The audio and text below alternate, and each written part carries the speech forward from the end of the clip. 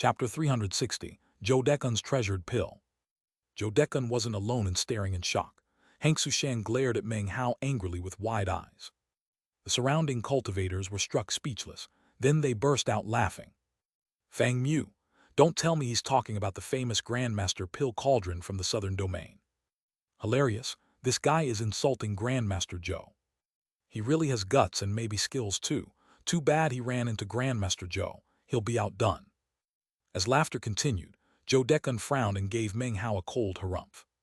Ignorant rapscallion, said Jodekun, flicking his sleeve. You dare speak the name of Fang Mu? He's my junior brother, Grandmaster Pill Cauldron. Pride shone in his eyes. I plan to teach you about the Tao of Alchemy, but considering your blathering, I will help you understand the grandeur of the Tao of Alchemy is not to be blithely chattered about. He lifted his hand to reveal a small bottle. Contained in this bottle is blood infected with the poison you used the other day, he continued arrogantly. I've analyzed it. It seems potent but is actually quite simple. He tossed the bottle to Meng Hao. The first lesson is regarding the liquefied poison in that bottle. He didn't finish. His eyes went wide. All surrounding cultivators went quiet, their gazes locked on Meng Hao. Even the 4 Grand Elders watched closely. When Meng Hao caught the bottle, it shattered. A putrid black liquid emerged with a mist floating above his hand. A burning flame appeared in his palm, instantly causing the mist to dissipate.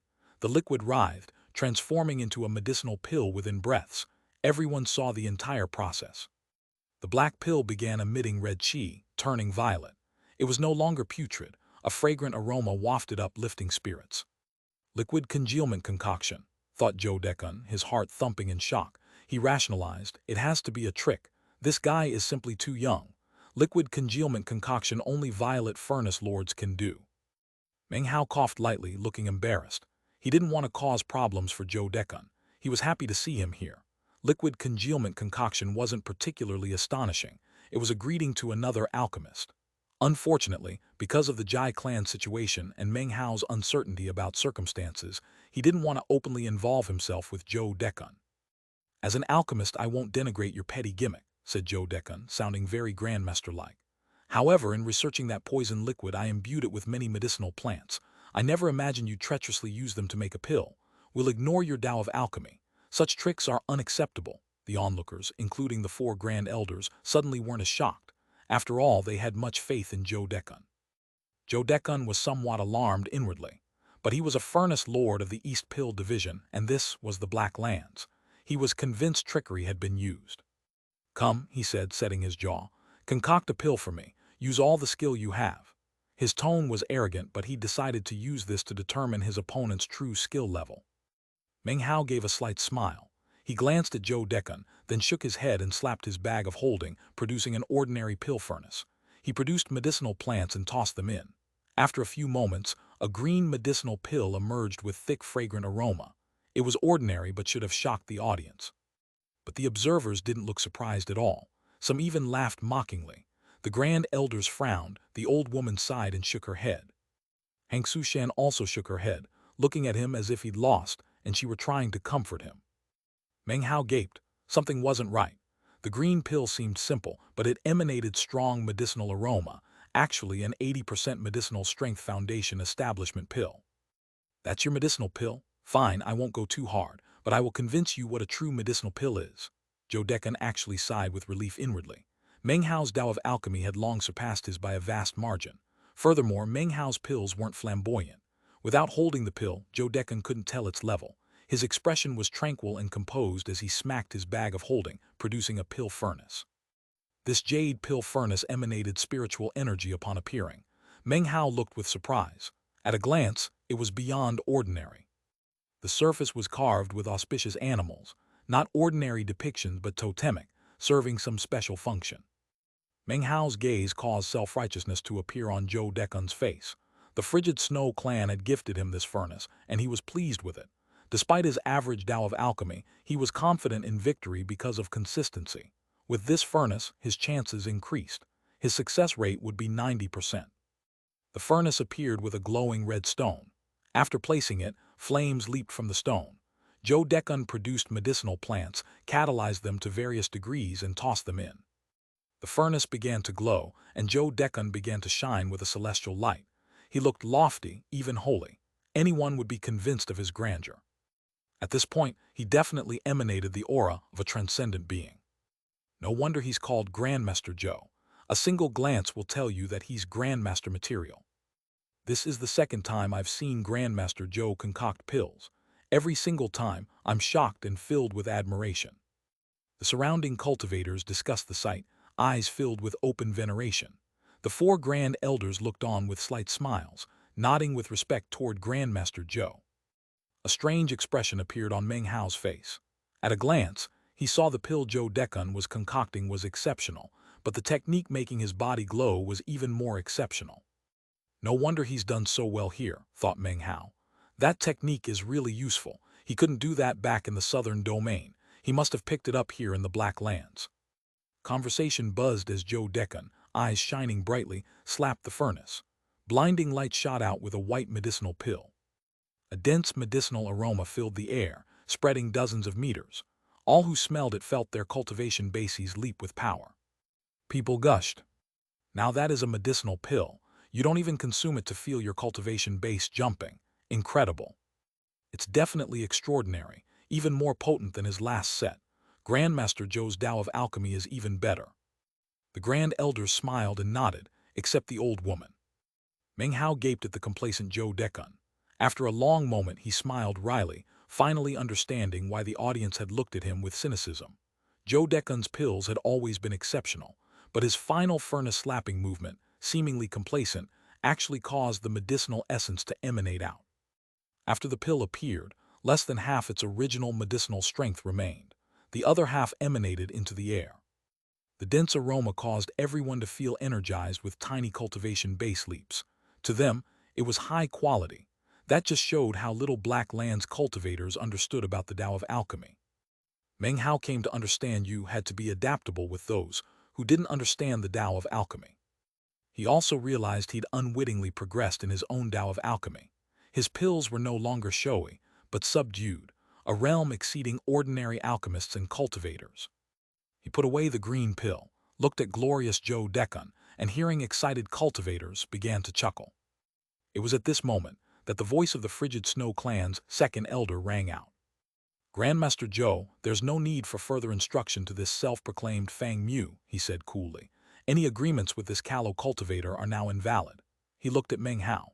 Because of your kindness in saving Xianxia Shan, we won't look further into your trickery. Before his words died, piercing laughter filled the entire city. So this is your Frigid Snow Clan's alchemist, amazing Grandmaster. You've even outshone Pill Demon, except everyone's laughing at you. 3 colorful beams appeared in the sky, sending ripples as they flew down. 3 people appeared, about to smash into the shield when it suddenly opened. The Grand Elders saw who they were and their expressions immediately changed. Chapter 361, A Tiny Favor. As the voice filled the air, Joe Dekun put his pill furnace away. The 3 approaching figures saw neither it nor the medicinal pills. The approach of these 3 people darkened the 4 Grand Elders' faces. One was a middle-aged man in a long white robe, face like white jade. He stood tall and straight despite his years. His features were extraordinarily handsome, and a slight amiable smile played on his face. Yet the more one studied it, the colder the smile seemed. This man bore no totemic chi, but a faint medicinal aroma. His just-spoken words still echoed as he stepped into the square to stand between Joe Dekun and Meng Hao. He radiated loftiness. His white robes were embroidered with glittering pill cauldrons. A condescending expression crossed his face. Is this how the southern domain's Tao of Alchemy works? What a disappointment. Yan must return to the eastern lands let down. The man shook his head. He hadn't seen Joe Dekun and Meng Hao concocting pills, merely caught their lingering medicinal aroma and watched Joe Dekun put away the furnace. That left him disappointed. Joe Dekun's face darkened as he regarded the 3 arrivals. Besides the middle-aged man was an old man in an inky green robe, eyes flashing like lightning, his expression cold and haughty. The emanations of his cultivation base marked him as Great Circle late nascent soul. Even the 4 Grand Elders of the Frigid Snow Clan couldn't compare. Yet this old man bore a chi unlike other cultivators. It was thick, did not emanate out but glowed clearly like a signal beacon at night. A totem tattoo marked the back of his hand. Other tattoos, concealed by his voluminous robes, remained hidden. The third was a young man, not very old yet ancient in bearing. He strode forward, occasionally glancing around with a reminiscent look, touching his lip with a sigh. His body emanated a fusion of normal cultivator fluctuations and totemic chi. Many Black Lands cultivators combined normal cultivation with totem cultivation. That alone was unremarkable. Yet something about him was special, though it was difficult to name. When the Frigid Snow Clan Grand Elders caught sight of him, their faces flickered, especially First Elder S. Anxiety and doubt flickered across his features, along with disbelief. Meng Hao looked the three over and then glanced away. The middle-aged man stopped mid-stride, his expression shifting. His eyes blazed with sudden brilliance, shock crossing his face. That's, he gasped, lifting his right hand skyward. Strands of chi drifted into his palm and congealed. An illusory mass appeared above it. The mass was green, resembling a medicinal pill, but merely illusory, wrought by his technique. When Meng Hao saw this, his eyes narrowed, a faint glow flickering within. Illusory chi distillation, he thought. Distilling chi into an illusory medicinal pill was an ability even most violet furnace lords couldn't manage. It was a technique beyond what Meng Hao had just used to condense liquid into a pill. His eyes flickered. This guy's Tao of alchemy is incredible. Jodekun's eyes widened with astonishment, though he quickly hid it. His bearing remained arrogant, but internally, waves of shock crashed through him. That was no gimmick, he thought, stepping back. Real illusory chi distillation. In the Black Lands, how? He's at least Violet Furnace Lord level, maybe halfway to Grandmaster. His heart pounded as he searched for an escape. It was then the Eastern Lands man looked up. This pill, Yan took a deep breath, his eyes shining intensely. Such a pill exists under heaven. It seems crafted frivolously, not in the spirit of an alchemy duel, but almost as an afterthought. Yet it embodies the natural spirit of heaven and earth. Designed for mere foundation establishment, yet it contains a great Tao of alchemy. This glittering, translucent pill emits no medicinal aroma. Without my special sect technique, I couldn't have distilled its illusory form. Most inconceivable, medicinal strength above 80%. For whoever concocted this, it was nothing extraordinary, yet concocted casually. To casually concoct an 80% pill is. Yan's face flushed with excitement as the illusory pill dissipated. He sighed deeply. Now that is a medicinal pill, a true pill of heaven and earth. Whoever concocted it is a true grandmaster. Its medicinal aroma seems exceptional, but comparing it to that other vulgar pill is blasphemy.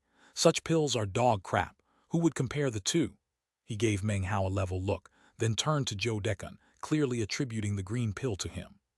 Clearly he'd heard inhabitants speak of Grandmaster Joe before arriving. Meng Hao gaped, then shook his head with a wry smile. The surrounding cultivators stared wide-eyed, as did the four Grand Elders, who were completely shaken. Though they didn't understand the Tao of alchemy, the pill in the man's hand looked much like the one Meng Hao had concocted. The man's words about vulgar dog crap seemed to refer to Joe Dekun's pill. Something off. Did Grandmaster Joe concoct two pills? Either way, Grandmaster Joe is noble and stands at the pinnacle of the Tao of alchemy. Nothing could go wrong. As strange expressions crossed the audience, Yan turned to face Joe Dekun, his look serious and embarrassed. He clasped hands and bowed deeply. I spoke disrespectfully, Grandmaster Joe. I hope you don't take offense. I'm obsessed with the Tao of alchemy and can't bear profaning it. I was too impulsive. The trivial overshadowed my view. My eyes were covered by a single leaf, so to speak. Grandmaster Joe, the East Pill Division commands my utmost admiration, and you truly deserve to be called the #1 alchemist in the Black Lands. That single pill proves your skill absolutely. It has reached the pinnacle of perfection. He sighed deeply, clasped hands and bowed again, thoroughly convinced. Jodekun wasn't sure what to do. He subconsciously cleared his throat as his mind reeled. This sudden turn was difficult to accept, and he felt weak at the knees. He looked over at Meng Hao. The enigmatic smile on Meng Hao's face made him feel even more apprehensive. However, as the saying goes, riding a tiger is hard to get off. That was exactly Joe Dekun's situation. He couldn't declare the words untrue, so he cleared his throat and nodded, not daring to speak. After bowing again, Yan turned to the young man with the ancient air. Fellow Taoist Hangsu, there's no need for more analysis. To lay eyes on a true Grandmaster like Grandmaster Joe is enough. The medicinal pill confirms Grandmaster Joe's Tao of alchemy is incomparable. Of this, I am certain. The man smiled. Grandmaster Yan, there's no need to underestimate yourself. Though I don't understand the great path of the Tao of alchemy, I do know victories are determined by fighting. Furthermore, I haven't been back here for many years and would love to reminisce. Grandmaster Yan, why not engage in an alchemy duel with this Grandmaster Zhou? He made no attempt to conceal his ancientness. As he spoke, he looked around slowly. By the time he finished, his gaze rested on the four grand elders. Well, you've grown up. The words caused everyone's faces to flicker. These three had appeared far too suddenly, especially the old man, clearly a western desert cultivator. Holy Snow City had long adjusted their protective spell formation to prevent totem cultivators from entering. Yet these three had approached with ease, before hundreds of witnesses. Combined with Yan's words, this stirred strange expressions. These three suddenly seemed even more mysterious.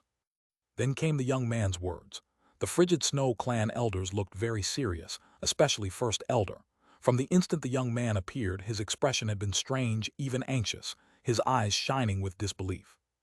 The other three elders looked suspiciously at him, sensing some clan chi upon him. You, First Elder panted. Meanwhile, Yan shook his head, clearly not agreeing with the young man's suggestion. Ignoring the surrounding cultivators' shock, he clasped hands and bowed deeply to Zhou Dekun. Grandmaster Zhou, there's no reason for us to compete in alchemy. However, I do have a tiny favor to ask. He bowed reverently. Would you please produce the pill you just concocted and allow me to bask in its glory? Zhou Dekun's heart pounded. He kept a smile on his face, but inside he was on the verge of tears. Which pill are you talking about? Meng Hao coughed lightly.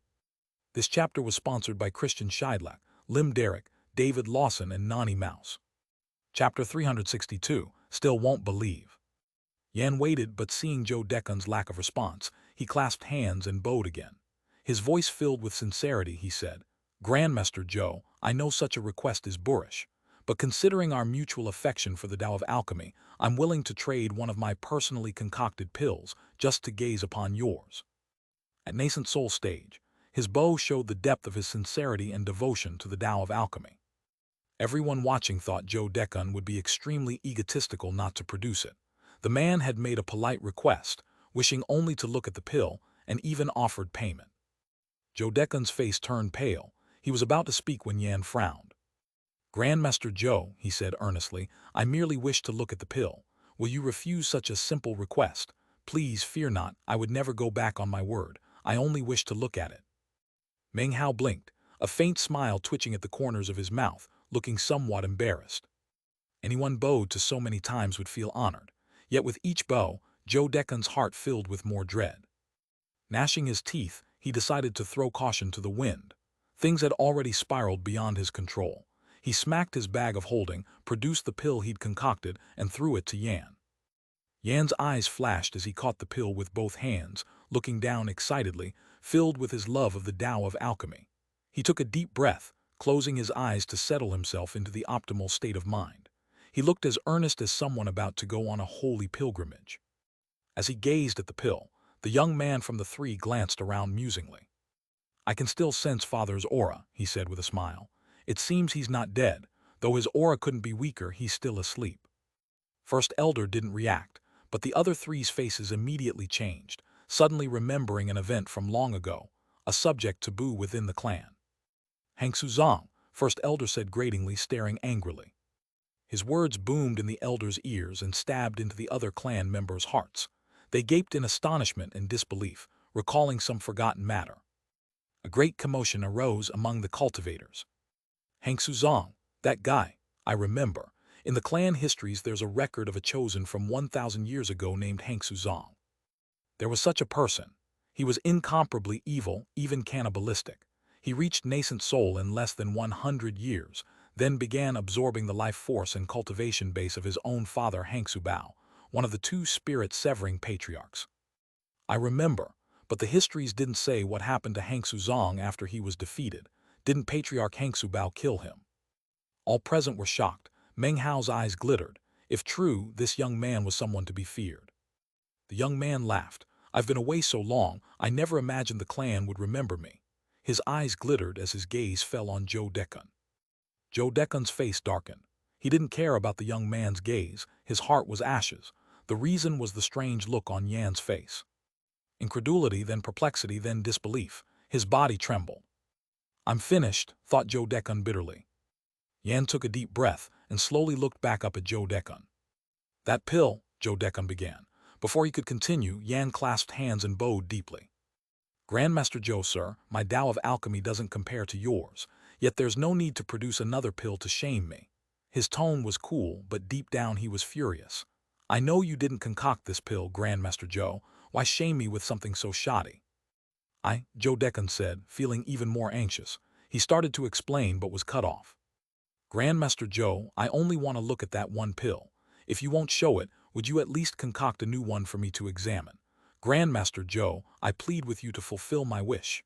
He suppressed his anger, his desire to see such a pill driving him to clasp hands and bow again. In his heart, Zhou Dekun was cursing. Despair filled him, he wanted to yell, that is the pill I concocted. Yet everyone was looking at him, the 4 grand elders, the 2 young women behind him. The surrounding cultivators threw out encouragement. Grandmaster Zhou, why not let this outsider see your pill? Show how awesome our Black Lands alchemists are. Yeah, Grandmaster Zhou, teach this guy a lesson. Show you're a true Grandmaster. Grandmaster Zhou, make this Eastern Lands cultivators wish come true. Show what it means to be a Grandmaster. One voice after another rang out. Normally, such words would make Zhou Dekun feel smug. Now they made him want to weep. In his heart, Zhou Dekun cursed wildly, but outwardly he was smiling. Yet his smile looked worse than tears. When he saw Meng Hao's bashful smile, he felt he couldn't take it anymore. He realized Meng Hao's grin looked familiar, but his nervousness didn't allow him to consider it. Gritting his teeth, Zhou Dekun slapped his bag of holding and retrieved the best pill he'd ever concocted. He threw it to Yan. Yan caught it immediately. After studying it, he frowned, his rage seeping onto his face. His body trembled. Grandmaster Zhou, there's no need to repeatedly insult me. Your Tao of alchemy may be incredible, but these second-rate pills are nothing compared to the earlier one. Have you reached such a level that you refuse to produce pills you've concocted? Do I, Yan, not qualify to even see your pills? Grandmaster Zhou, to be so overbearing goes too far. I just want to look at that pill. Why can't you do me this one favor? He was extremely frustrated. The favor wasn't that big, was it? Finally, he suppressed his anger and clasped hands, bowing. Grandmaster Zhou, again, I plead with you. This is the last time I'll ask. At last Bo broke him. Zhou Dekun was on the verge of collapse. Panting, he suddenly exploded. Favor, all you want is a favor. I've given you my pills. You can see I concocted them. My Tao of alchemy is average. What's it to you? That's how I am. The pill you were looking at wasn't concocted by me. That guy did. He pointed at Meng Hao. That was his pill. You think you're pissed? I'm even more pissed. You made the mistake. If you want that pill, ask that guy. Zhou Dekun flicked his sleeve, his face ashen with rage as he turned to leave, heart pounding as he scrambled for a way to salvage things. Yan stared in shock, then spun to look at Meng Hao. Everyone, including the 4 grand elders and hundreds of cultivators, slowly turned to look at Meng Hao, all eyes fixed on him alone. Most gazes were filled with shock and disbelief. Whether you concocted that pill doesn't matter, Yan said to Zhou Dekun. Events have reached the point where an alchemy duel is required to prove who is the alchemist I so revere. His glare shifted from Meng Hao to Zhou Dekun.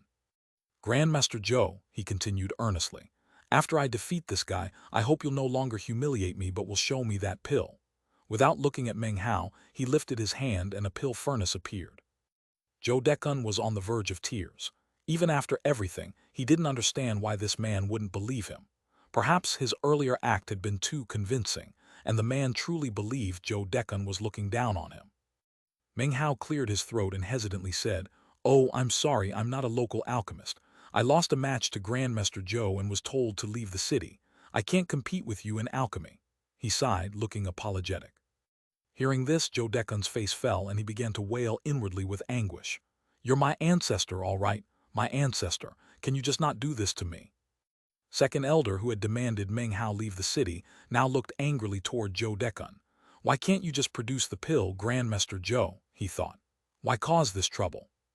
Hangsu Zong's name in Chinese is Chinese letter. Hanzu Zong Hangsu is the name of the clan, which means frigid snow.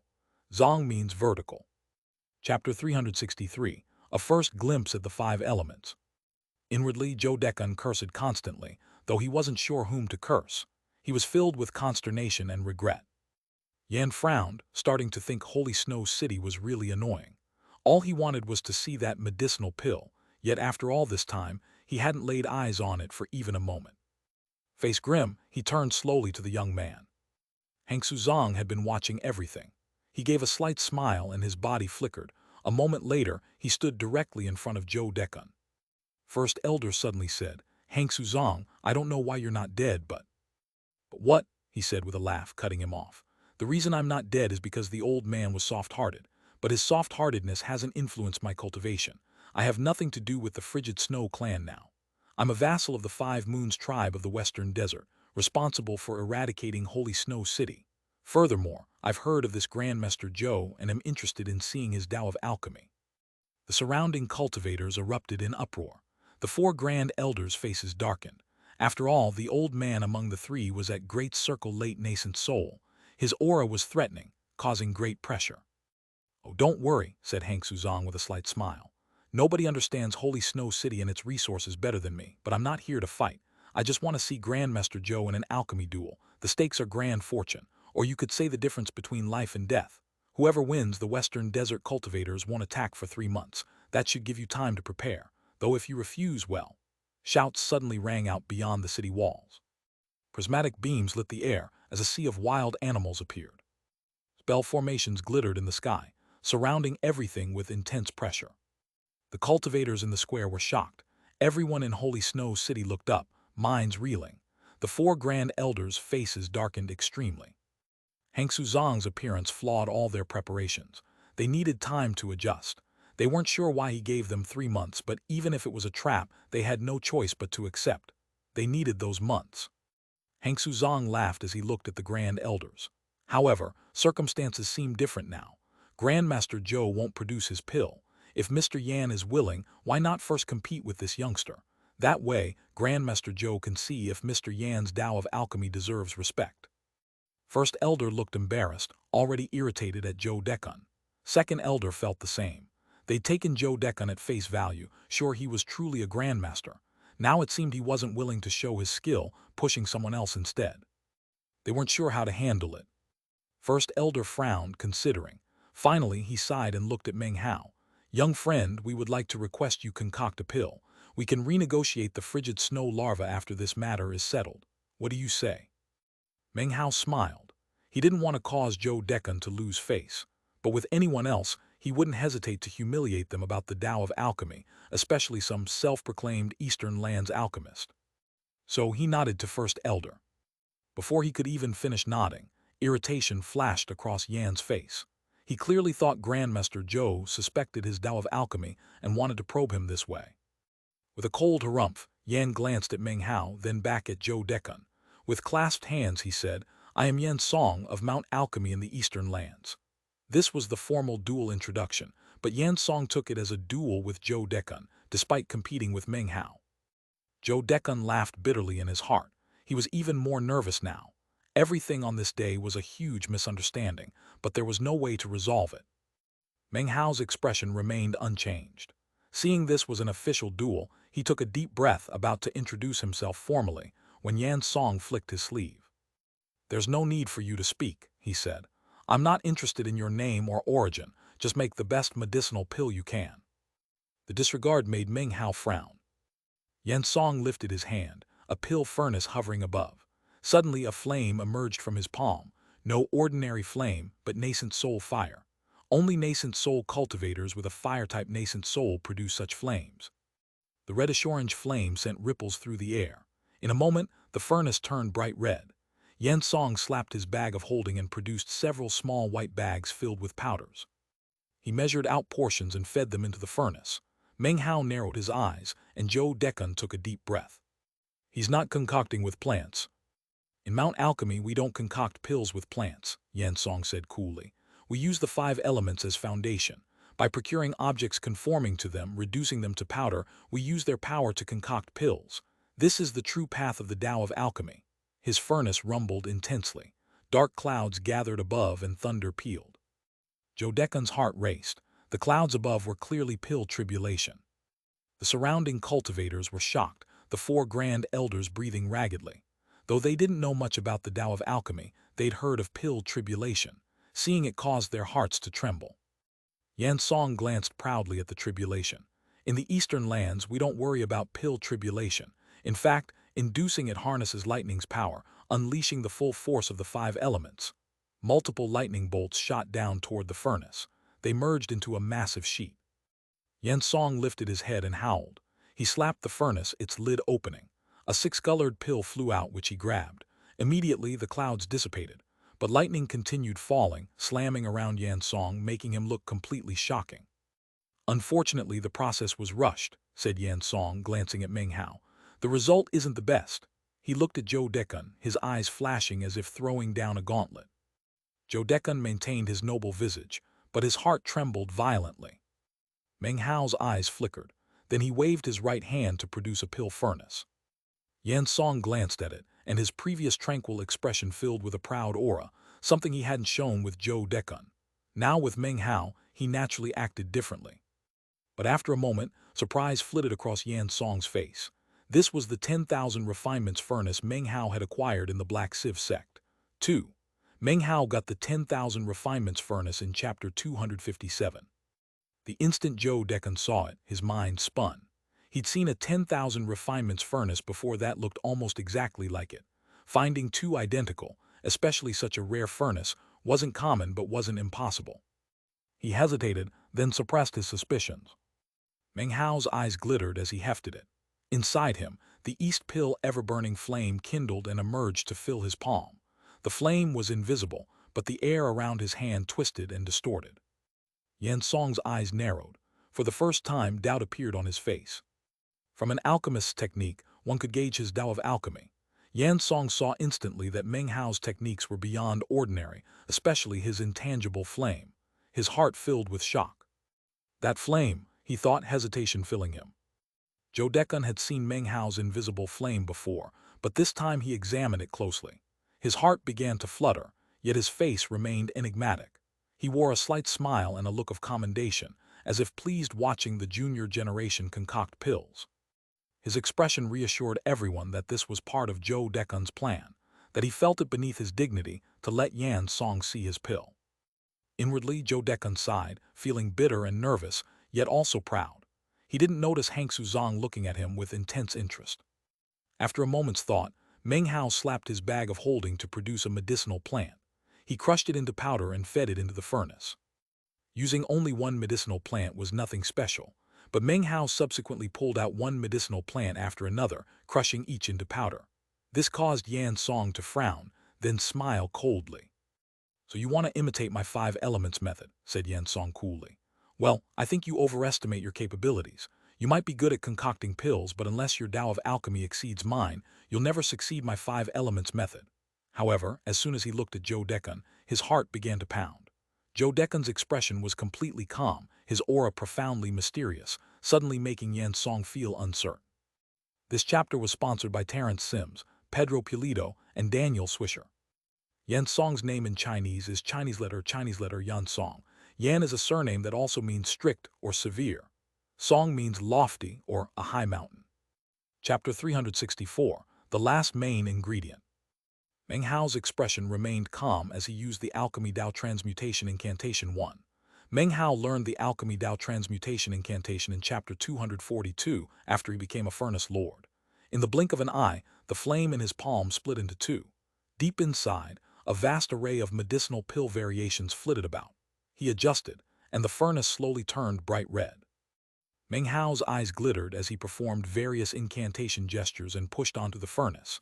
Every touch caused it to rumble, loud cracking sounds issuing from within.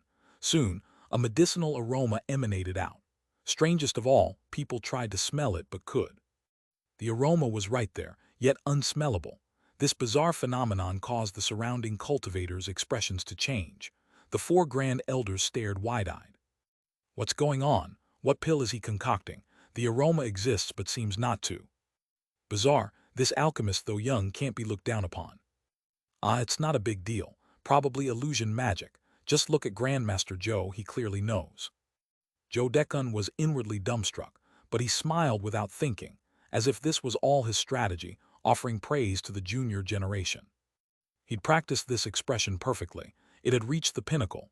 At this point, as if Mt. Tai crumbled before his eyes, he calmly let everyone know it was his doing. This was one reason he'd risen to prominence in the Black Lands.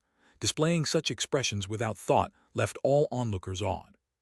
Yan Song's expression was intently focused as he gazed at Meng Hao's furnace. Slowly, disbelief filled his eyes. That's self-contained pill aroma. The pill isn't complete, so its aroma is illusory, emanating to absorb spiritual energy of heaven and earth. Everyone senses it but can't smell it. This is a legendary realm of pill concocting. This guy. The more he thought, the more shocked he became. He glanced at Joe Decan. Seeing the man's deep, unfathomable expression made his heart pound. Just how profound is Joe Decan's Tao of alchemy, he thought. As onlookers reeled with shock, Meng Hao waved his left hand to produce more medicinal plants. This time, he collected sap, twigs, and the like, feeding them into the furnace. The red glow intensified. After an hour, Meng Hao slapped the furnace. A booming sound filled the air, causing everyone to assume the pill was complete. But the ground trembled, and suddenly, something like a screaming wind kicked up. In a moment, everyone realized this was no wind. It was spiritual energy. All spiritual energy in Holy Snow City began rushing in, forming a massive vortex. The nucleus of this raging vortex was the pill furnace in Meng Hao's hand. This first elder strode forward slowly, panting. He'd never heard of such a spiritual energy upheaval from pill concoction. The other grand elders watched, shocked. The other clan members, including Xianxia Shan, watched with disbelief. Everyone was equally shocked, including hundreds of onlookers. Their breaths came in ragged pants. Soon, conversation buzzed. Can pill concocting cause such a spiritual energy surge? What pill is this? What pill is he concocting exactly? This is unbelievable. As conversations filled the air, Joe Decan watched proudly. He even lifted his hand, slowly stroking his beard, exuding admiration, as if all this was meticulously planned by himself. Inside, Joe Decan's heart raced. He was on the verge of screaming. Inhuman, he thought. Bizarre. I never imagined someone besides Fang Mu could be such a freak at the Tao of alchemy. What's he doing? What pill is he concocting? As his nervousness grew, his pride and complacency continued to emanate. There's no pill tribulation, Yan Song thought, looking up. This pill seems shocking, but isn't that amazing? He felt a bit better. At this point, Meng Hao casually said, "Ladies and gentlemen, you'll have to wait a bit longer. This pill lacks the final important ingredient." The furnace was bright crimson, the air twisted and distorted. Vast amounts of spiritual energy poured in from all directions. It was so bright Meng Hao seemed to hold a small sun. At this moment, Meng Hao looked wildly impressive. The audience was instantly astonished. It's missing the final ingredient. Why doesn't he put it in now? Something's off. Is he waiting for someone to deliver it? The four grand elders frowned, looking at Joe Decan. It wasn't just them. Yan Song looked at him with complete perplexity. Xianxia Zhang and the late nascent soul cultivator, who hadn't spoken, were also looking at Joe Decan. Joe Decan smiled indifferently, continuing to stroke his beard, looking calm and enigmatic, enjoying his plans. His air of superiority was perfected. Inside, though, he cursed everything, heaven, earth, even the audience. Two inhuman alchemists had appeared, yet everyone assumed he was strongest. Only with great will could one avoid collapsing. Joe Decan cleared his throat. Everyone looked at him, awaiting his explanation. "Grandmaster Joe, please clear this up." "Yeah, Grandmaster Joe, what's the final ingredient this guy needs? Will it be here soon?" Even Yan Song clasped hands toward him. "Grandmaster Joe, please clear up this confusion." "I'll clear up your sister's confusion. How would I know what the final ingredient is?" This was merely what Joe Decan said in his heart. His face remained proud. He smiled slightly and looked up at the sky. "In my estimation," he said, "the final ingredient is incredibly extraordinary in nature, simple yet mysterious, extraordinary in its ordinariness. The Tao of alchemy requiring such an ingredient isn't something you could understand. Since you can't, why request explanation?" He maintained his superiority with this vague explanation. If they hadn't decided he was a grandmaster, they'd think it poppycock. But because of their preconceptions, it seemed profound and enigmatic. The reason Joe Decan looked up was because he felt whatever the final ingredient was, if missing, someone would deliver it by flying. Even without that, he had another reason for looking up. Medicinal plants were a product of heaven and earth. Therefore, looking toward the heavens couldn't be wrong. Meng Hao noticed what Joe Decan was doing and felt a strange amusement. Joe Decan was far more amusing in the Black Lands than in the Violet Fate sect. Meng Hao glanced up at the sky. "I've been here about 7 or 8 days, By my calculations, the time should be close. I shouldn't wait much longer. His expression suddenly changed. Without hesitation, he slapped his bag of holding. The Li clan patriarch appeared high in the air. A boom rang out as a lightning bolt shockingly appeared in the boundless blue sky. The deafening sound far exceeded that of pill tribulation. It slammed onto the Li clan patriarch, who instantly shrieked miserably. The lightning weakened, and before he could curse, Meng Hao put him back into his bag of holding. Then, he redirected the weakened lightning directly into the furnace. The final main ingredient Meng Hao had been waiting for was tribulation lightning. A boom echoed from the furnace. Lightning danced, sending shocking peals of thunder. The furnace trembled, its lid flew off. A medicinal pill shot out, surrounded by lightning. Instantly, dense black clouds filled the sky, not tribulation clouds but natural ones. This pill could attract natural thunder and lightning. Up above, the clouds roiled, the earth quaking. The emanating medicinal aroma roiled and sucked into the pill, congealing within. The pill instantly turned translucent, emanating blinding light, clearly far beyond ordinary. At the same time, all spiritual energy in the area surged like tidewater. The pill gave birth to a huge vortex sucking in all energy. Thunder grew louder. Just as lightning seemed about to fall, Meng Hao reached out and grabbed the lightning-covered pill. He looked at it closely and nodded. This was his first attempt at this. After seeing Yan Song's 5 elements technique, he'd been inspired to fuse it with his own. Though he hadn't completely succeeded, it opened a new branch of thought. Using this method yields better results, he thought. The 5 elements variations make it possible to concoct pills according to creating something from nothing. With a final glance, he looked calmly at Yan Song. Everyone was panting, including the 4 grand elders. They stared at the lightning-covered pill, as did hundreds of cultivators. Yan Song watched, stupefied. When Meng Hao started, Yan Song had looked down on him. As the process continued, his attitude changed. When the illusory aroma appeared, astonishment took root. When spiritual energy surged, he was thoroughly shaken. When lightning appeared, he was absolutely stunned. His breathing was ragged, eyes wide as he stared at the pill, and realized its technique was beyond his 5 elements method. This was a true fusion. Chapter 365, A Grand Scam. That's impossible. How? This guy. Yan Song glanced subconsciously at Zhou Dekun. If he hadn't concluded the man was a grandmaster, he'd think the true grandmaster was Meng Hao. Despite his certainty, he was shaken. After Zhou Dekun's words, it was unclear whether he'd planned this or just reacted to Yan Song's embarrassment. Yan Song wasn't alone in looking at him this way. The audience, the 4 grand elders and Hang Suzong were all inwardly impressed. As they looked at him, they saw his cool, indifferent smile and expression of praise. He seemed concerned about the junior generation, causing everyone to gape. His proud bearing, exuding a grandmaster's air, made everyone muse about how Zhou Dekun was at the peak of the Tao of alchemy. Even Yan Song was hesitating. Zhou Dekun's performance was too perfect. It even surprised Meng Hao. If Meng Hao didn't know him personally, he'd have been fooled. Zhou Dekun's tranquil smile covered his heart's quavering. Inwardly, he was filled with shock. How could Meng Hao wait for a bolt of lightning? He used lightning as his final ingredient, he thought. He's inhuman, a freak, more an aberration than Fang Mu. Yet the more his heart trembled, the calmer his face. His skill, honed over years in the Black Lands, had reached its peak. Sometimes he even convinced himself of his own marvelousness. Most of the time he was clear-headed, but now he was moaning inwardly. Because of his well-honed skill, he'd gazed proudly up at the sky, an action that now caused onlookers to suddenly realize what happened. So, Grandmaster Zhou was looking up because he knew lightning was the ingredient.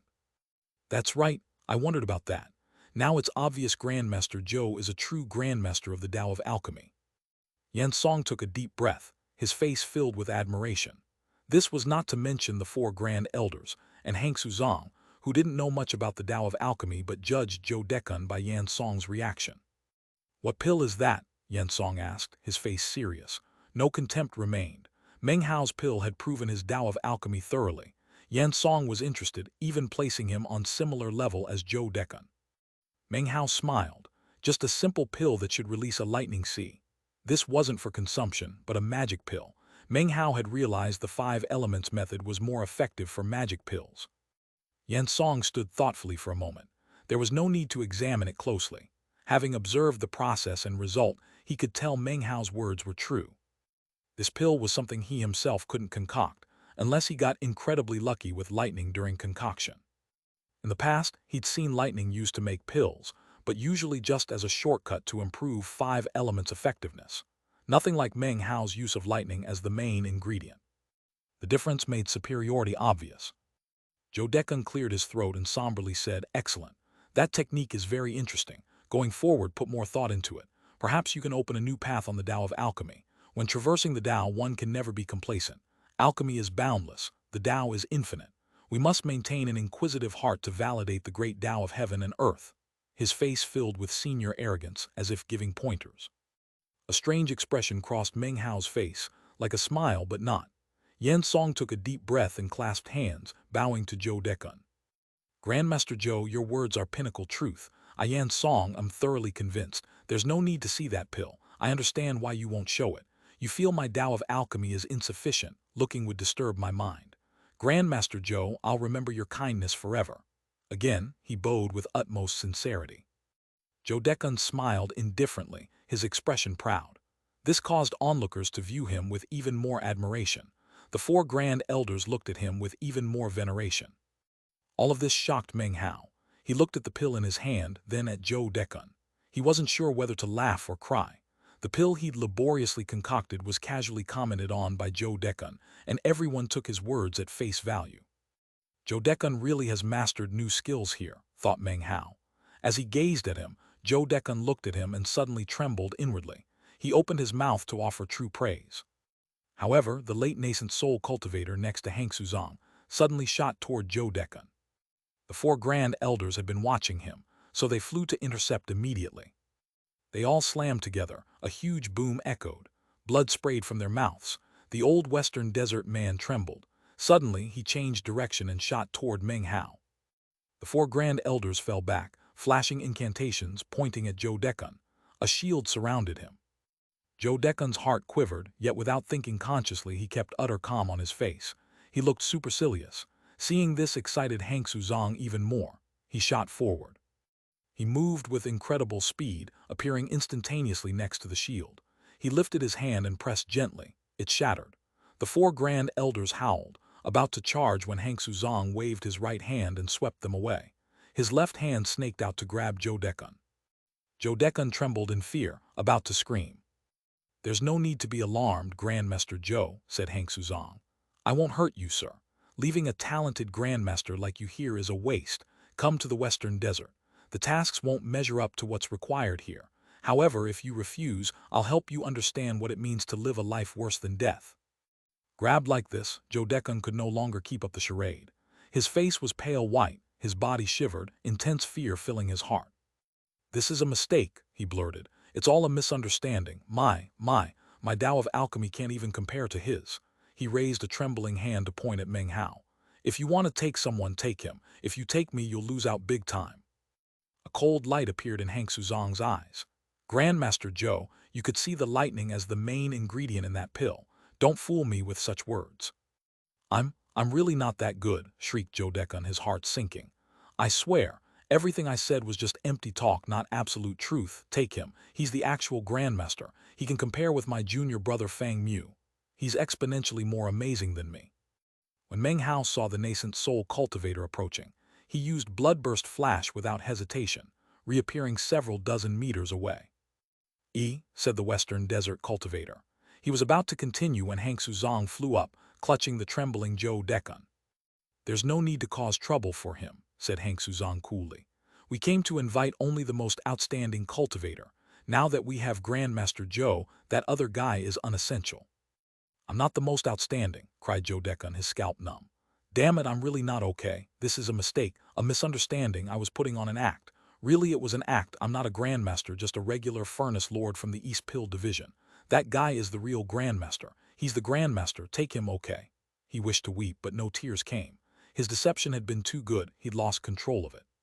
He began trembling and wailing. "There's no need to act this way, Grandmaster Zhou," said Xianxia Zong, laughing disapprovingly. "I watched you the entire time and couldn't possibly be mistaken. Whatever method you used, you spotted the clues and identified the final ingredient. That is true skill. Xianxia Zong couldn't possibly be mistaken. You are the true grandmaster of the Tao of alchemy. The act you're putting on now is simply too fake." Correct, said Yen Song. From the moment I arrived until now, Grandmaster Zhou has grasped all the fine details and key moments. Whether the pill, aroma, or lightning as the ingredient, Grandmaster Zhou consistently showed praise for the junior generation.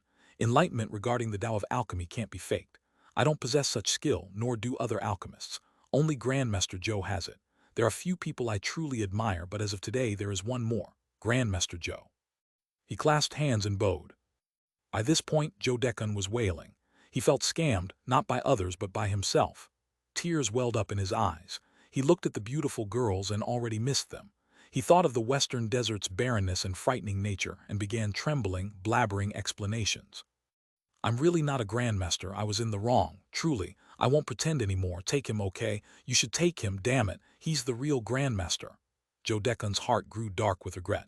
It didn't matter what he said. No one would believe him. Quit the act, Grandmaster Zhou, said Hank Suzong, laughing. Even if he is a grandmaster, you, Grandmaster Zhou, are the very person I've been waiting for. Holding Zhou Dekun, he flew up into the air. The western desert nascent soul cultivator gave Meng Hao a final cold glance, then flew up into the sky. Suddenly, a voice filled Holy Snow City. Screw off, heaven and earth shook. The protective spell formations outside shattered as if a massive wind had blown them. In the sky, ripples emanated from beneath Holy Snow City. Passing the walls, they became a cyclone, instantly shredding beasts and cultivators. In a blink, everything thousands of kilometers away was gone.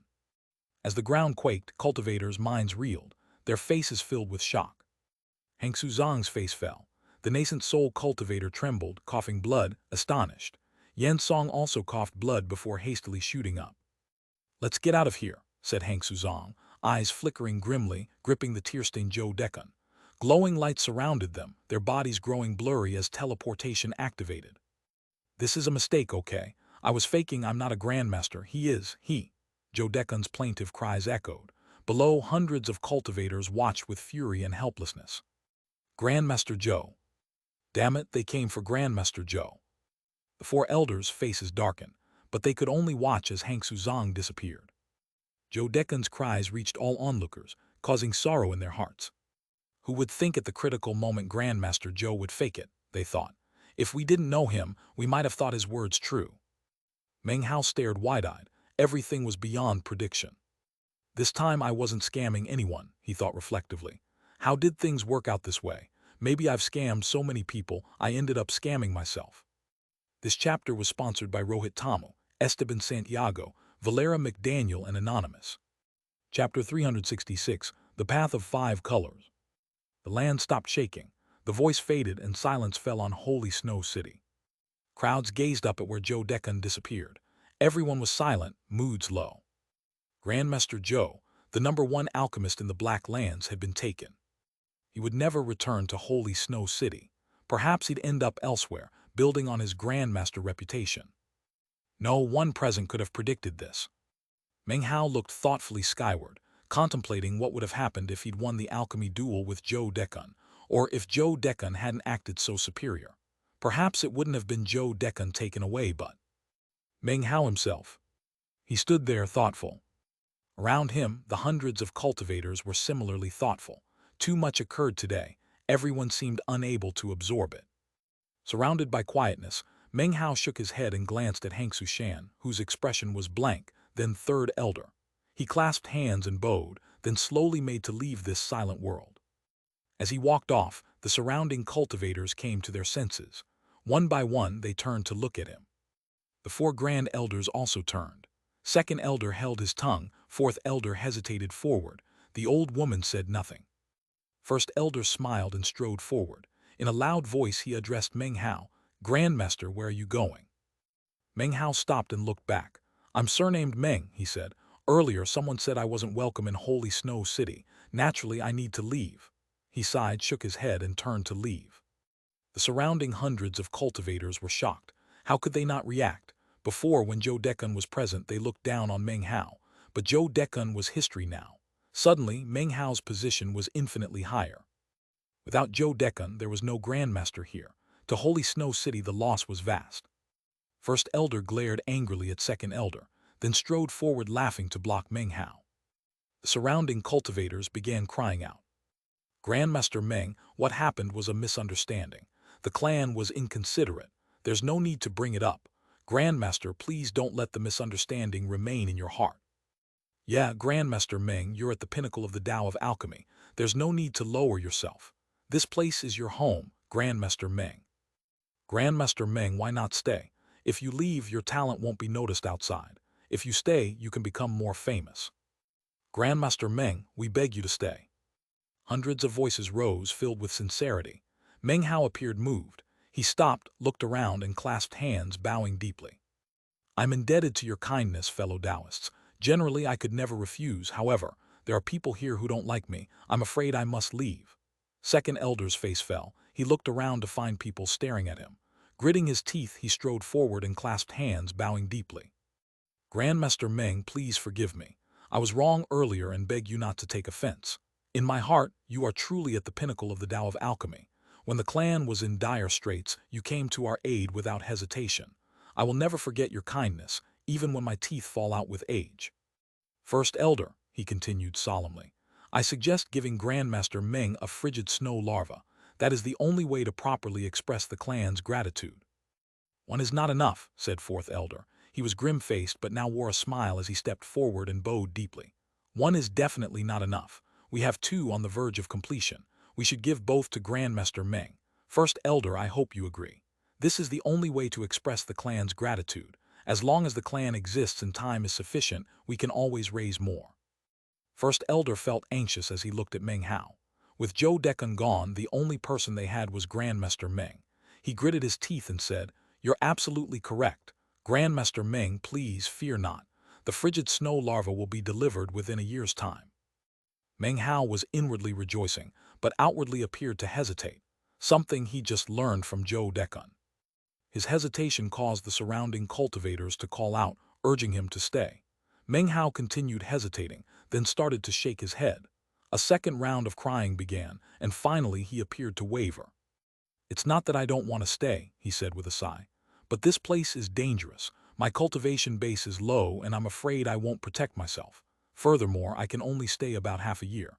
I can't stay an entire year. First Elder and the others exchanged glances. Finally, the old woman spoke, looking at Meng Hao strangely. If the four of us work together, we can reduce the time by more than half. We can produce the frigid snow larva in less than half a year. After you have the larva, Grandmaster Meng, you can simply leave, said First Elder. We won't stop you. Many cultivators continued calling out, urging him to stay. Considering so many solemn requests, Meng Hao finally reluctantly agreed. Vast amounts of thanks rang out. Thus Meng Hao ended up staying in Holy Snow City and became famous there. Regardless of outside cultivators or clan members, the name of Grandmaster Meng resounded like thunder. Without Zhou Dekun's earlier presence, it wouldn't have been easy for them to accept him with such importance. Fortunately, Zhou Dekun had laid a strong foundation, causing everyone to develop healthy respect for the Tao of alchemy. The locals' fanaticism made the clan members accept Meng Hao with complete courtesy. Logically, Meng Hao took the foundation Zhou Dekun built and made it his own. If poor Zhou Dekun knew, he'd cough up blood and feel endless regret. He'd sigh about the impossibility of constantly putting on an act. Sadly, what he'd painstakingly created now belonged to Meng Hao. However, Meng Hao also felt somewhat wronged. He hadn't set out to achieve this. It was lucky coincidence. Everything landed in front of him, unavoidable. It had just smacked into him. In the following days, almost all cultivators talked about Grandmaster Zhou. Meng Hao's residence had special guards. Several powerful cultivators came to pay formal visits. All were extremely polite. Unlike Zhou Dekun's mysterious vagueness, Meng Hao smiled and gave actual pointers. With few words, he caused local cultivators to be lost in thought. Half a month later, Meng Hao had cemented his place in Holy Snow City. His name was spreading outside the city walls. The 90-meter wild giant was viewed as Meng Hao's mount. The western desert dragoneer was his footman. Cultivators requesting Meng Hao's services found out he liked lotus flowers. They spared no cost finding them for him. Soon, Meng Hao's courtyard was festooned with snow lotuses, their aroma everywhere. Regarding the Black Land's palace invasion, as promised, they wouldn't attack for 3 months. This gave the clan a buffer period. As time passed, more spell formations were erected. All cultivators were mobilized to strengthen the city. Only Meng Hao was relatively idle. Most times he sat in meditation by the lotuses. Occasionally, he studied celestial soil and its magical symbols. Sometimes he called Gu La to examine his totem tattoos. The occasional falling lightning was familiar to Meng Hao. He had a fearsome instinct sensing its approach. Of course, the Li clan patriarch constantly shrieked and cursed, but over time his soul embodiment grew resistant to the lightning. By Meng Hao's analysis, the Li clan patriarch was transforming into a soul of lightning. Meng Hao's greatest gain involved celestial soil symbols. He'd studied them since arriving. Finally, he began seeing clues. These celestial symbols are very similar to totems. I'm 80% certain the so-called celestial talisman was actually a primordial totem. Breathing heavily, he stared at the celestial talismanic paper in his hand, his eyes beginning to glow. All my research points toward totems, he thought. He closed his eyes for a long moment, then opened them. I'm incredibly interested in totems because, after heavenly tribulation, the main conundrum is achieving perfect nascent soul. Nascent souls are divided into 5 elements and colors. 4 equates to flawless, 5 is perfect. If I could acquire the gold core manual of the Sublime Spirit Scripture, I could see how to step from 4 color into perfect nascent soul. Unfortunately, it's long been lost. The glow in his eyes grew stronger. Other stages can't compare to nascent soul. Getting 4 colors is very difficult. Even I don't know how. But the Western Desert Totems and Yan Song's 5 elements pill technique have given me new direction. Whether I succeed will be determined by further study. I need more Western Desert cultivators to study their totem tattoos. That's the only way to reach conclusions. Meng Hao took a deep breath, his eyes glittering with cold aura. Chapter 367. Meng, you twerp, do you dare to fight me or not? 3 months passed in a flash. Holy Snow City buzzed with activity, everyone mobilized for preparations. Meanwhile, momentous events occurred in the Black Lands.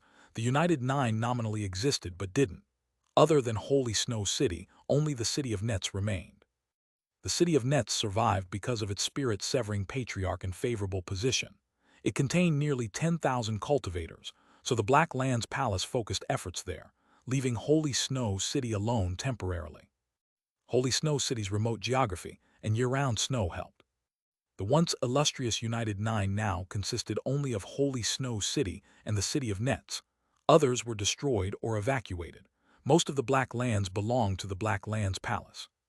A third area hindered the Black Lands Palace, formerly Dongluo City, now the Church of the Golden Light. The church had risen to fame during these 3 months, 5,000 members and a shocking spell formation. The Black Lands Palace retreated, allowing them to stay. The mysterious patriarch Golden Light was even more famous, legends multiplying. By month 3, the situation was volatile. The Black Lands Palace's army appeared outside Holy Snow City, along with Western Desert cultivators. Several thousand cultivators and over 30,000 beasts. Full-scale war. War chariots rumbled across the land, bristling with spikes, emanating bizarre light, suggesting shocking magical power. The more than 30,000 beasts covered land and sky. The weakest cultivators were Foundation establishment. Core formation numbered roughly 500. Enormous power shocked the entire Black Lands. Yet more shocking, not 1 nascent soul cultivator but 4. Clearly, the 4 nascent soul cultivators dealt with the 4 Grand Elders. 2 were from the Black Lands Palace, wearing silver masks. 2 were from the Western Desert. Spell shields surrounded Holy Snow City, formations like screaming sheets of snow. 10 enormous star-shaped objects rotated above, emanating countless strands of power. Within, slightly over 1,000 cultivators, including clan members, vastly different from outside. Forces split into 4 battle groups guarding the walls. Cultivators' faces were taut with anxiety. They felt nervous but none fled. The 4 Grand Elders took charge of different areas, faces also anxious. Meng Hao left his courtyard and made his way to a city wall. He looked at the dark mass that was the enemy force. He'd observed large battles before, but never from this position. For such grand warfare, Meng Hao's power, though great, couldn't assure victory or defeat. Only someone at spirit-severing stage could. The battle was set to erupt any moment. War bugles wailed, flying beasts and neo-demons howled and charged. Thousands of cultivators and war chariots launched assault. Lightning Sea Pill, cried First Elder. A boom filled the air and everything dimmed. The defensive tempest seemed to split. 4 pills were tossed out. One was instantly caught by a flying flood dragon. It trembled, then exploded. Multiple lightning bolts shot out from the gore. They spread in all directions, forming an enormous lightning sea, roughly 300 meters wide. Flying beasts caught up in it shrieked as they were torn to pieces. 3 lightning sea pills landed on the ground. The earth trembled. 300-meter lightning seas erupted. Beasts and cultivators screamed as lightning shredded them. Black clouds appeared overhead. Blazing lightning crackled down. The effects were beyond what Meng Hao anticipated. He concocted them 3 months ago. He'd estimated they'd produce lightning seas only dozens of meters wide, not hundreds. He understood quickly, though. This area was constantly swathed in snowstorms. The frozen ground and wind were Holy Snow City's special spell formations. They amplified the pill effects exponentially. The amplification has limits, thought Meng Hao. Using it too much will break the formations. Rejoicing echoed throughout the city. Grandmaster Meng is amazing. That magic pill is unprecedented power. It shook heaven and earth. Grandmaster Meng. Cries drifted outside. Groups of cultivators flew out. One of the star shapes also flew out, slashing into palace cultivators. Death filled the battlefield. Explosions reverberated, blood-curdling shrieks echoed. Blood showered like rain. Meng Hao watched from the wall, heart trembling. War chariot magical light slammed into defenses. Ground ice cracked. The sky seemed about to rip. It was at this time that a western desert cultivator flew up into the air. He was in the late core formation stage and had 3 totem tattoos on his body. One was a flood dragon, another was a mountain spirit, and the third was a mighty river. As he flew up to hover in the air, he held a severed head in his hand, dripping blood. He looked up toward the city and laughed heartily. Grandmaster Meng, you dogfart, do you dare to come out and fight me? Behind the man, a flood dragon appeared, roaring as it flew up into the sky. Next to the flood dragon was an enormous mountain spirit, grinning viciously toward the city. Beneath the feet of the strapping cultivator, an enormous, world-shaking river appeared. I am Ta Luo, 3-totem cultivator of the Thorn tribe of the Western Desert. I challenge Grandmaster Meng of Holy Snow City to a duel. Do you dare to fight me? Don't tell me the only thing you can do is concoct pills. Meng, you twerp, do you dare to fight me or not? You numbskull alchemist, all you can do is concoct pills in some dark room somewhere. Do you dare to come fight me in the open? As his words echoed out, Meng Hao stood on the city wall, his expression the same as ever as he looked out at the hollering cultivator and his totems. A mountain spirit totem, thought Meng Hao.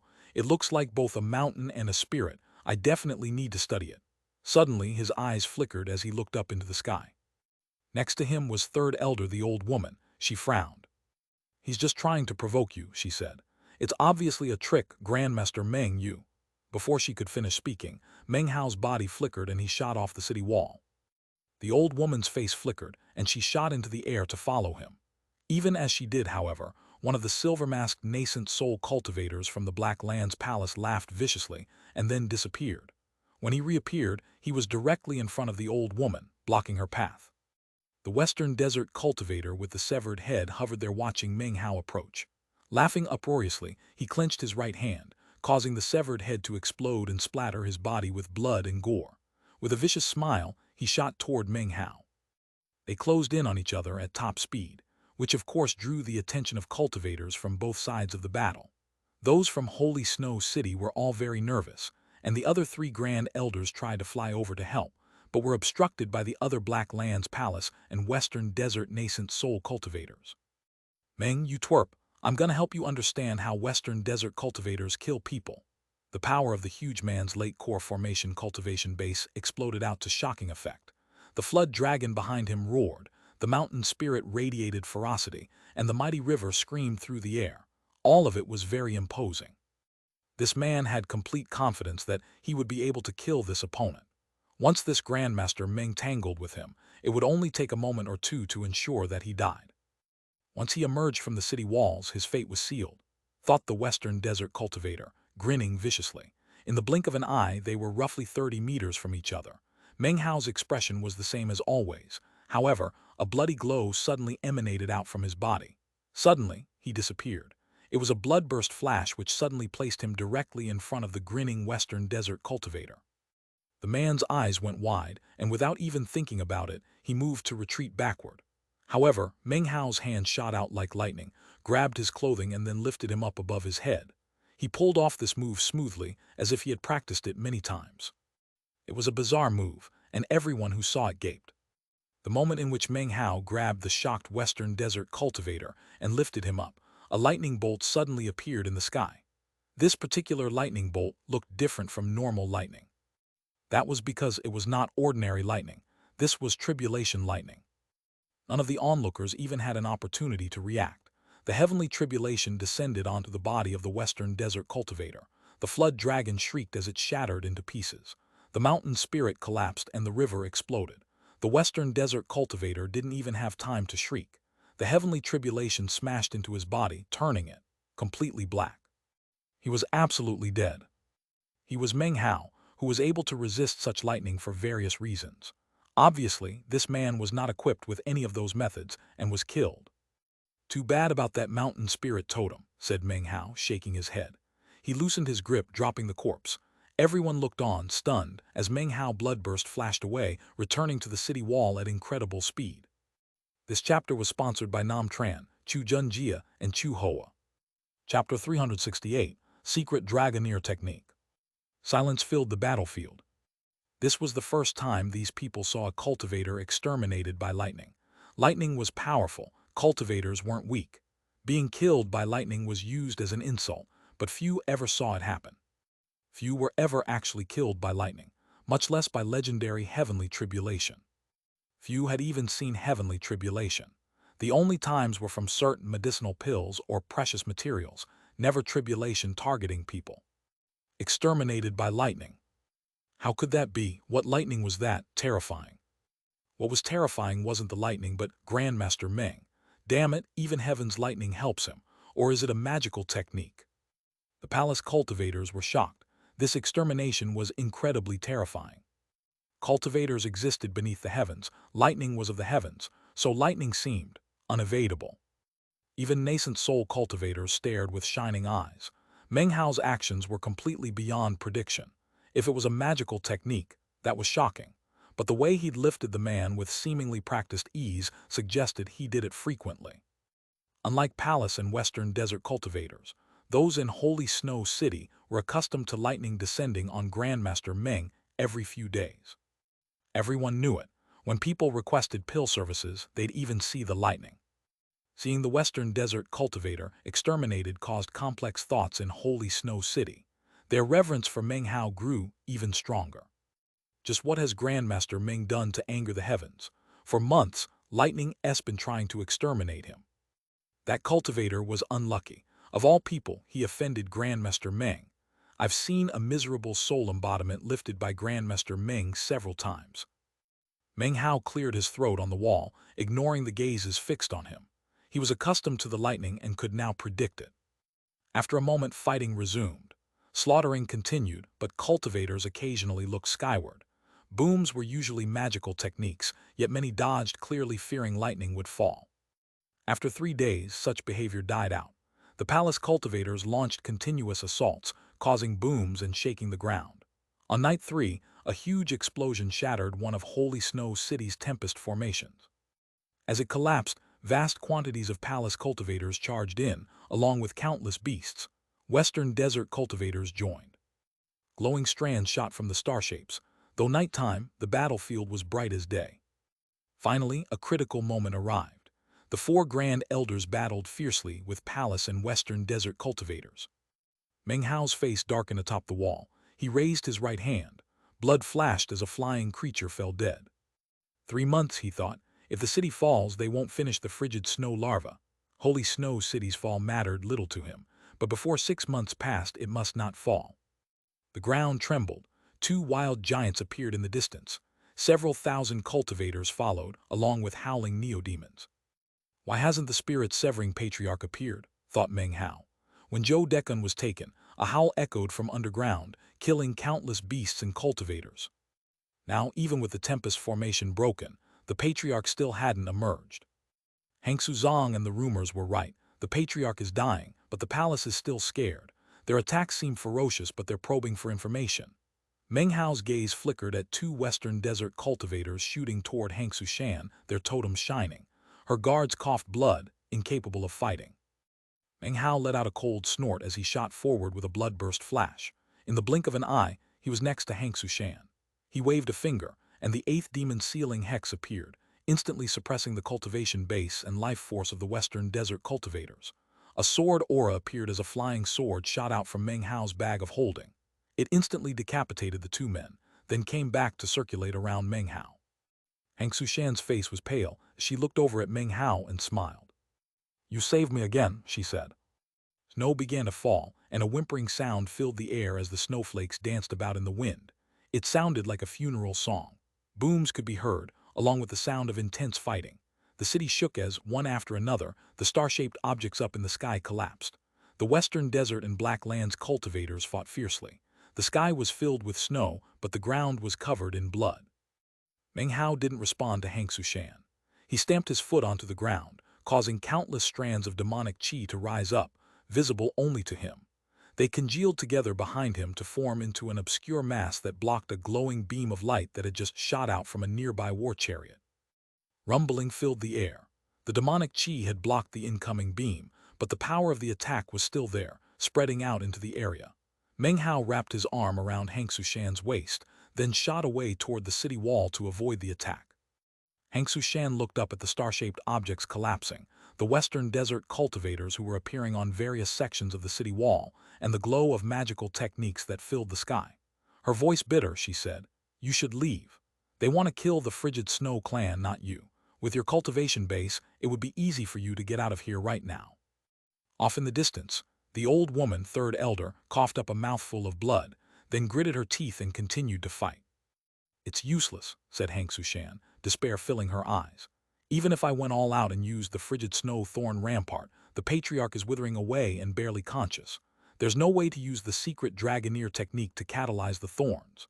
A rumbling sound filled the air as an entire section of the city wall collapsed, and a fierce-looking western desert cultivator shot into the city. "What thorn rampart?" asked Meng Hao, frowning. "The frigid snow thorn rampart is indestructible and could protect the city for an entire month," she said softly, her voice filled with bitterness. "It's a sacred relic that the frigid snow clan brought with us many years ago when we moved here from the western desert. After all the years, it's mostly withered. Only a special secret technique can be used to revive it. That technique is only known to elders and certain others with the right bloodline to master it. Right now, no one can catalyze the thorns. Only the patriarch has a cultivation base sufficient enough to do so." She slapped her bag of holding to produce a dried-up seed. "This is one of 8 seeds. The elders all have one, and the rest are with the patriarch. None of us were ever able to succeed." "Catalyze?" said Meng Hao, his eyes glittering. He was about to continue when suddenly a boom filled the air and the city wall shook. Meng Hao's face flickered.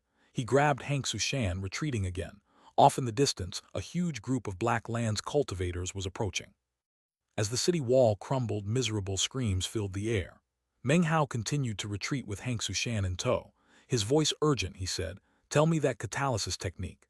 I'm an alchemist and I already have my own catalysis techniques. Perhaps because of that, I will be able to understand yours." Hank Sushan gaped at him for a moment. Under normal circumstances, she would never reveal a secret clan technique. Even soul search would be useless.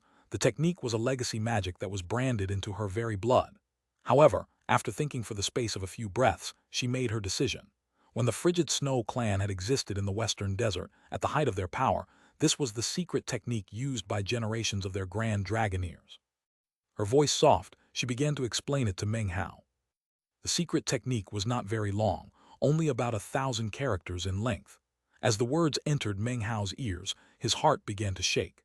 It was as if all of the sights and sounds of the battle around him vanished. The only thing left were the 1,000 characters that made up the secret technique.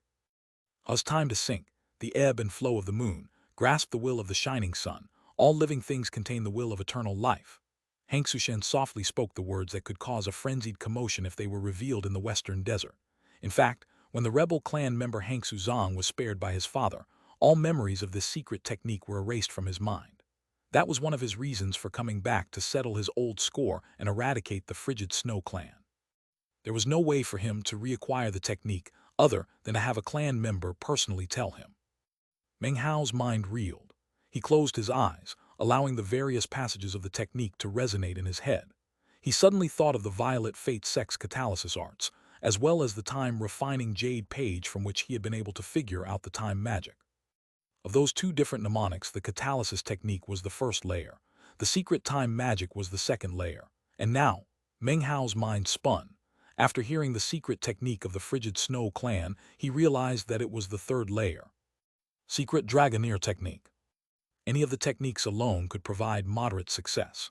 But if anyone was able to acquire all three, then the knowledge could be used to mutually increase the effectiveness and power of the others by a vast amount. Because he knew the secret catalysis method and also understood the secret time magic, when he heard the Dragoneer technique, he understood it instantly, and it was branded onto his mind. Chapter 369, Thorn Rampart. Meng Hao's eyes snapped open. Give me the Thorn Rampart seed. A strange light gleamed in his eyes, as if time were buried within.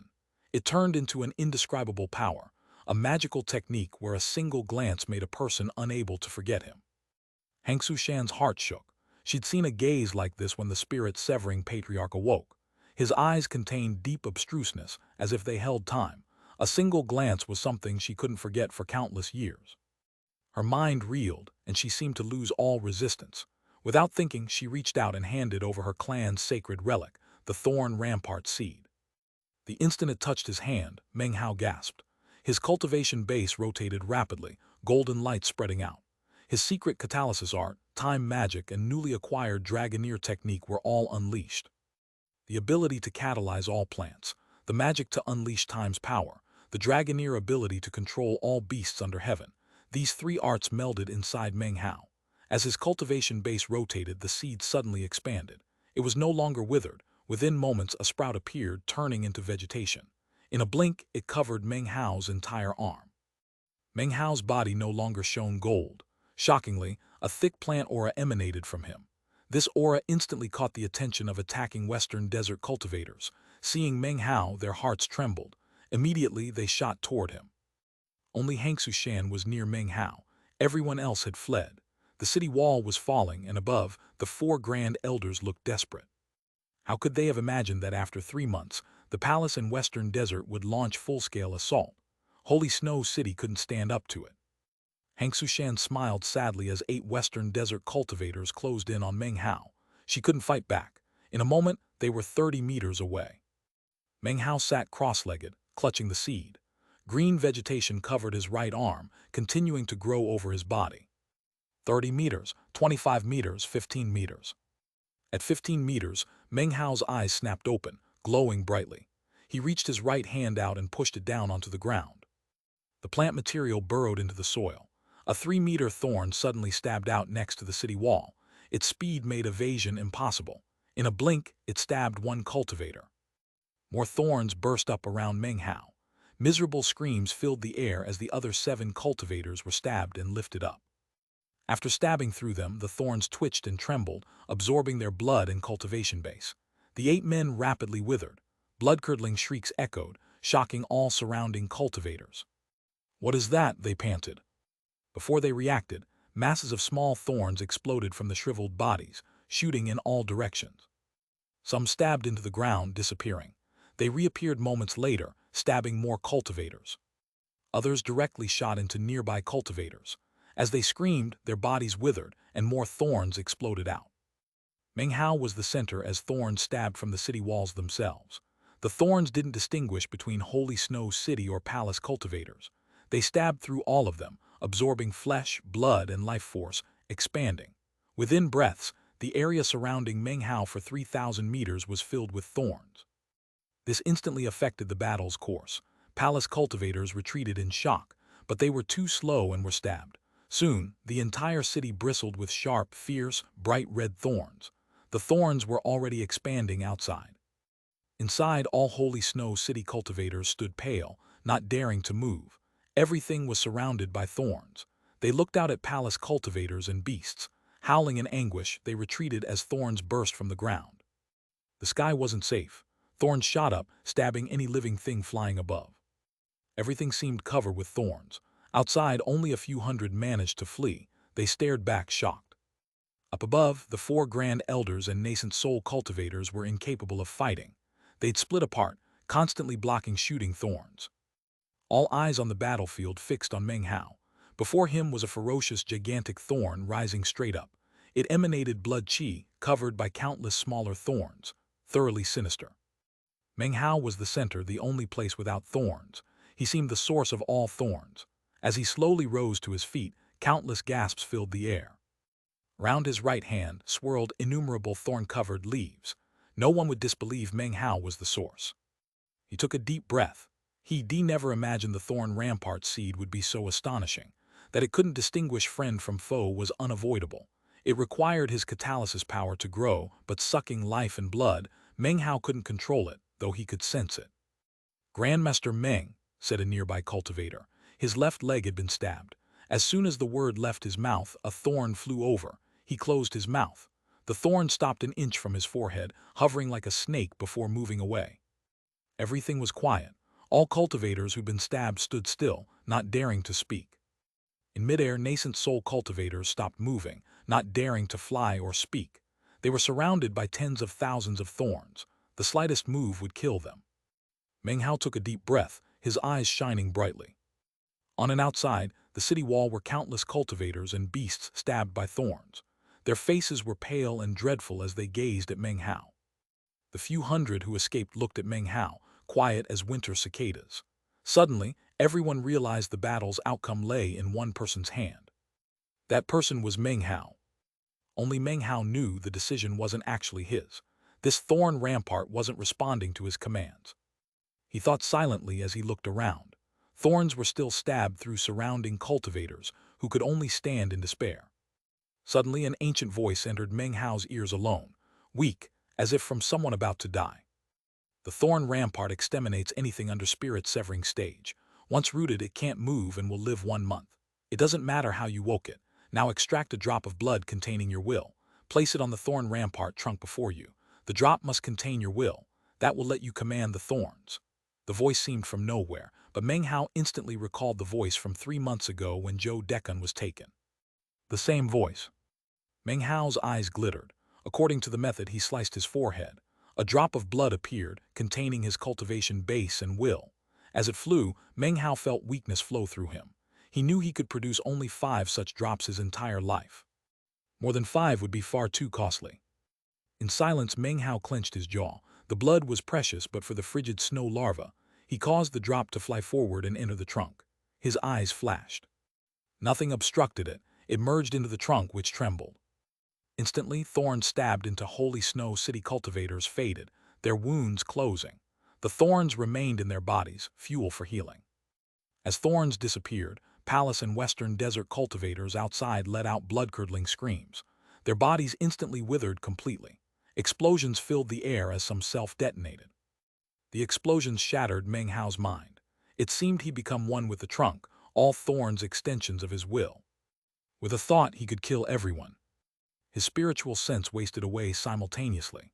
Meng Hao's was second only to nascent soul cultivators, far above anyone in his stage.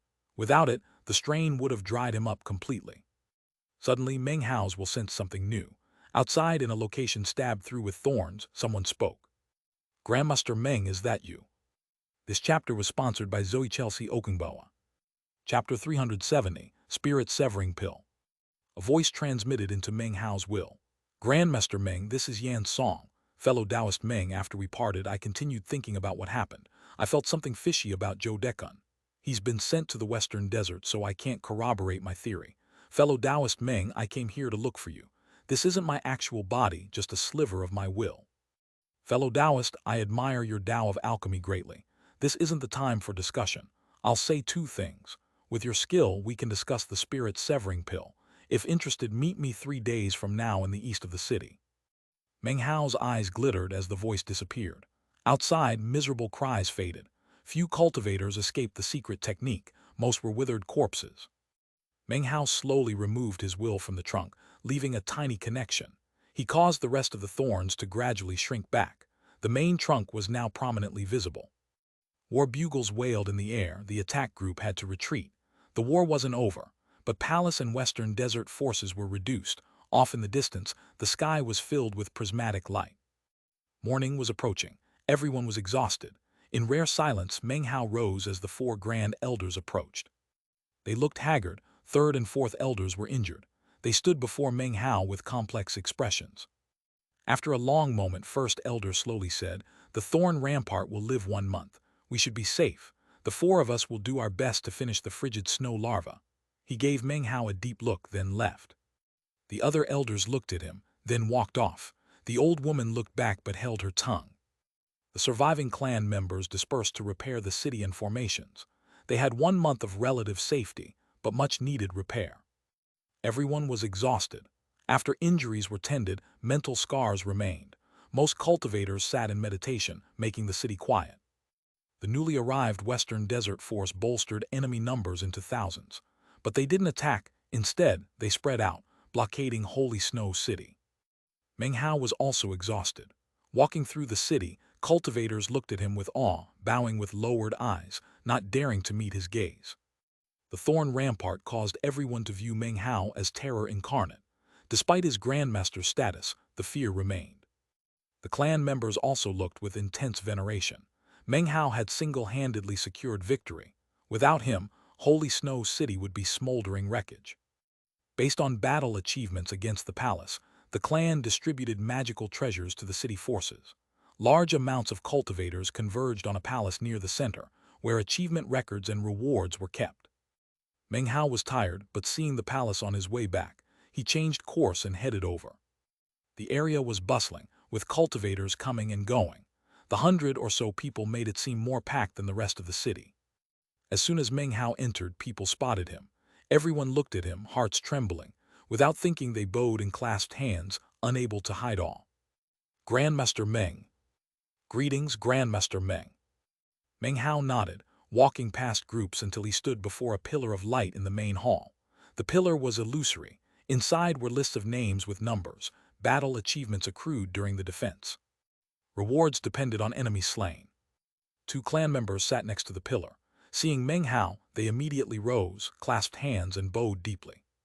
Everyone grew quiet. Meng Hao examined the pillar and names. Grandmaster Meng, battle achievement of 97,542. The second place's achievement didn't even exceed 2,000. Meng Hao glanced over the reward list. There were technique manuals, magical items, elixirs, and materials for concocting pills and forging weapons.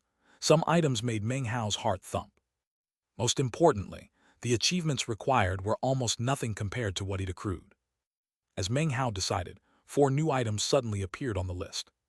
The surrounding cultivators erupted. Thorn Rampart Seed, 100,000 achievements. Frigid Snow Clan Secret Dragoneer Technique, 20,000 achievements. 5 Planet Snow Formation, 50,000 achievements.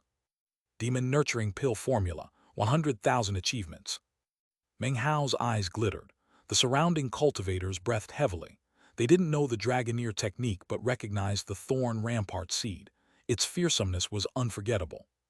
And the 5 Planet Snow Formation, a special clan formation creating a 5 planets magical shield. As cultivators discussed, Meng Hao thought, the seed was expendable but incredibly powerful. Xianxia had given him one before. Acquiring another wouldn't be easy. The 5 Planet Snow Formation was more eye-catching. Is that what those flying items above the city were? Then he glanced at the Demon Nurturing Pill formula. What pill is that? Meng Hao smiled. Clearly, the clan intentionally added these to attract his attention. The clan really values me because of that battle, he thought.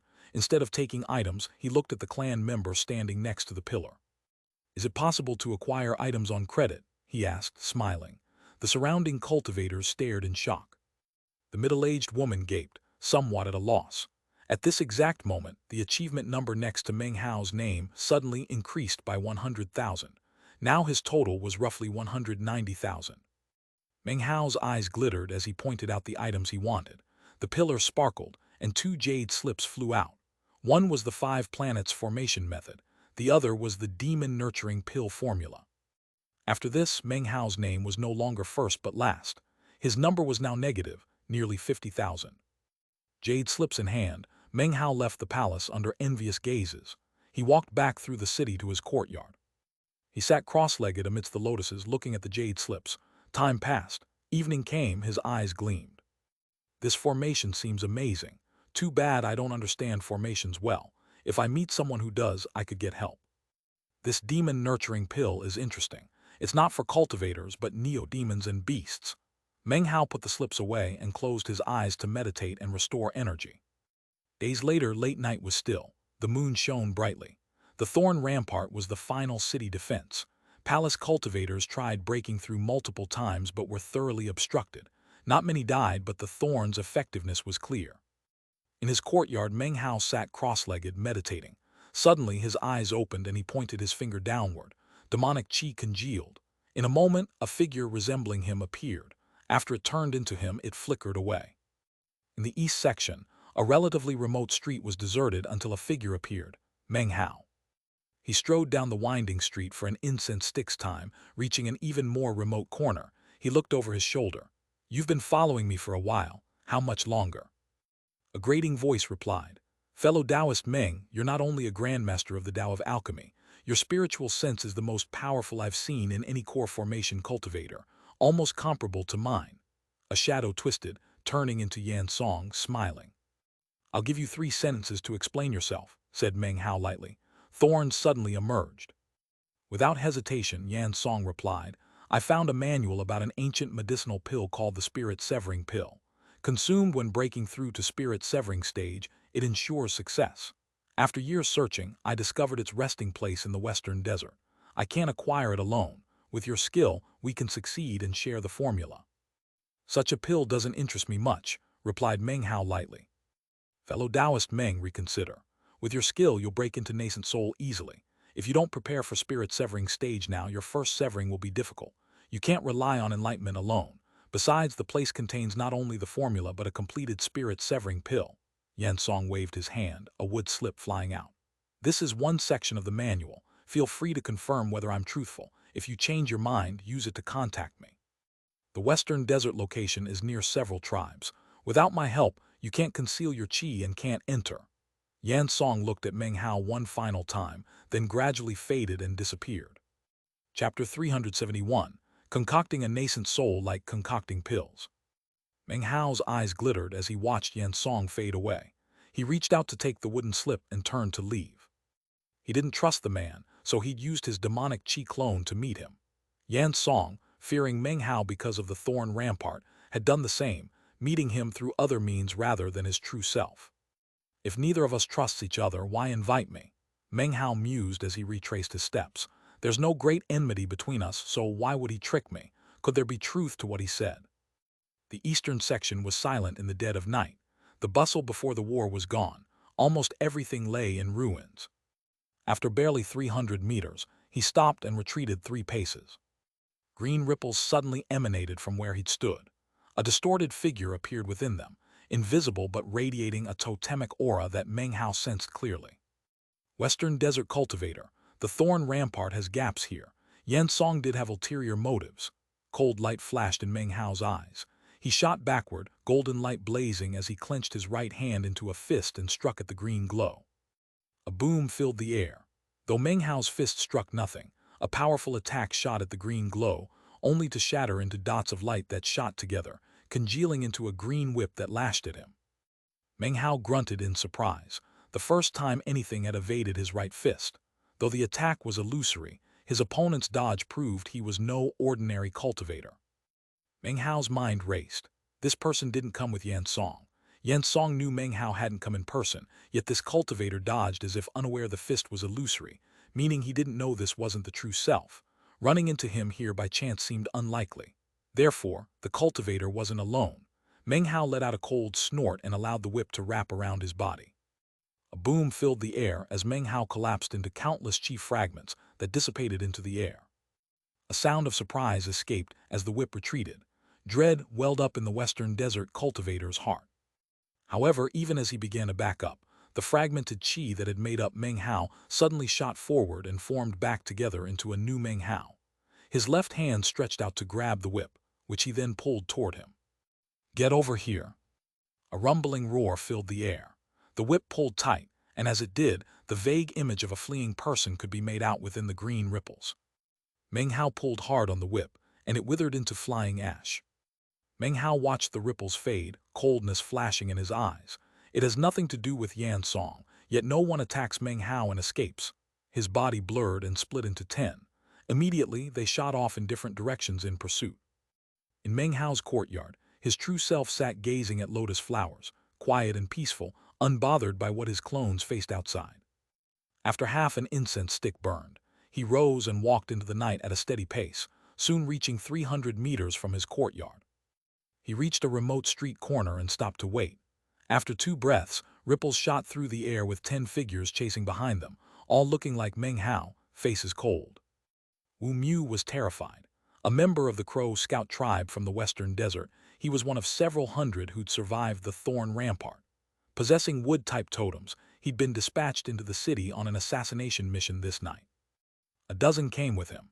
He wasn't sure of their cultivation levels, but he was in late core formation. Combined with his tribe's secret techniques and wood-type totems, even a nascent soul cultivator would struggle to pierce his concealment. He never imagined he'd immediately encounter Grandmaster Meng, who summoned the Thorn Rampart. Assuming his wood-type totems would hide him, he'd chosen to attack. Killing Grandmaster Meng would be an incredible achievement, earning him great rewards. If not, wounding him would suffice. Either way, he was confident the attack was safe. He never guessed he'd attacked a clone. This realization filled him with dread. He fled at top speed, cursing Meng Hao for venturing out in clone form. His fear deepened when 10 clones appeared, chasing him relentlessly. Only his concealment and retreat techniques, plus his wood-type totems, prevented his capture. As he fled, Meng Hao suddenly appeared ahead. Damn it, he doesn't just concoct pills, he has lightning techniques and clone proficiency. How can someone so inhuman exist? Wu Mu cursed as Meng Hao's eyes filled with contempt. Well, he won't capture me, Wu Mu snorted coldly, waving his sleeve. The ripples shot at what he assumed was another clone, the same method he'd used before. As Wu Mu descended, Meng Hao spoke.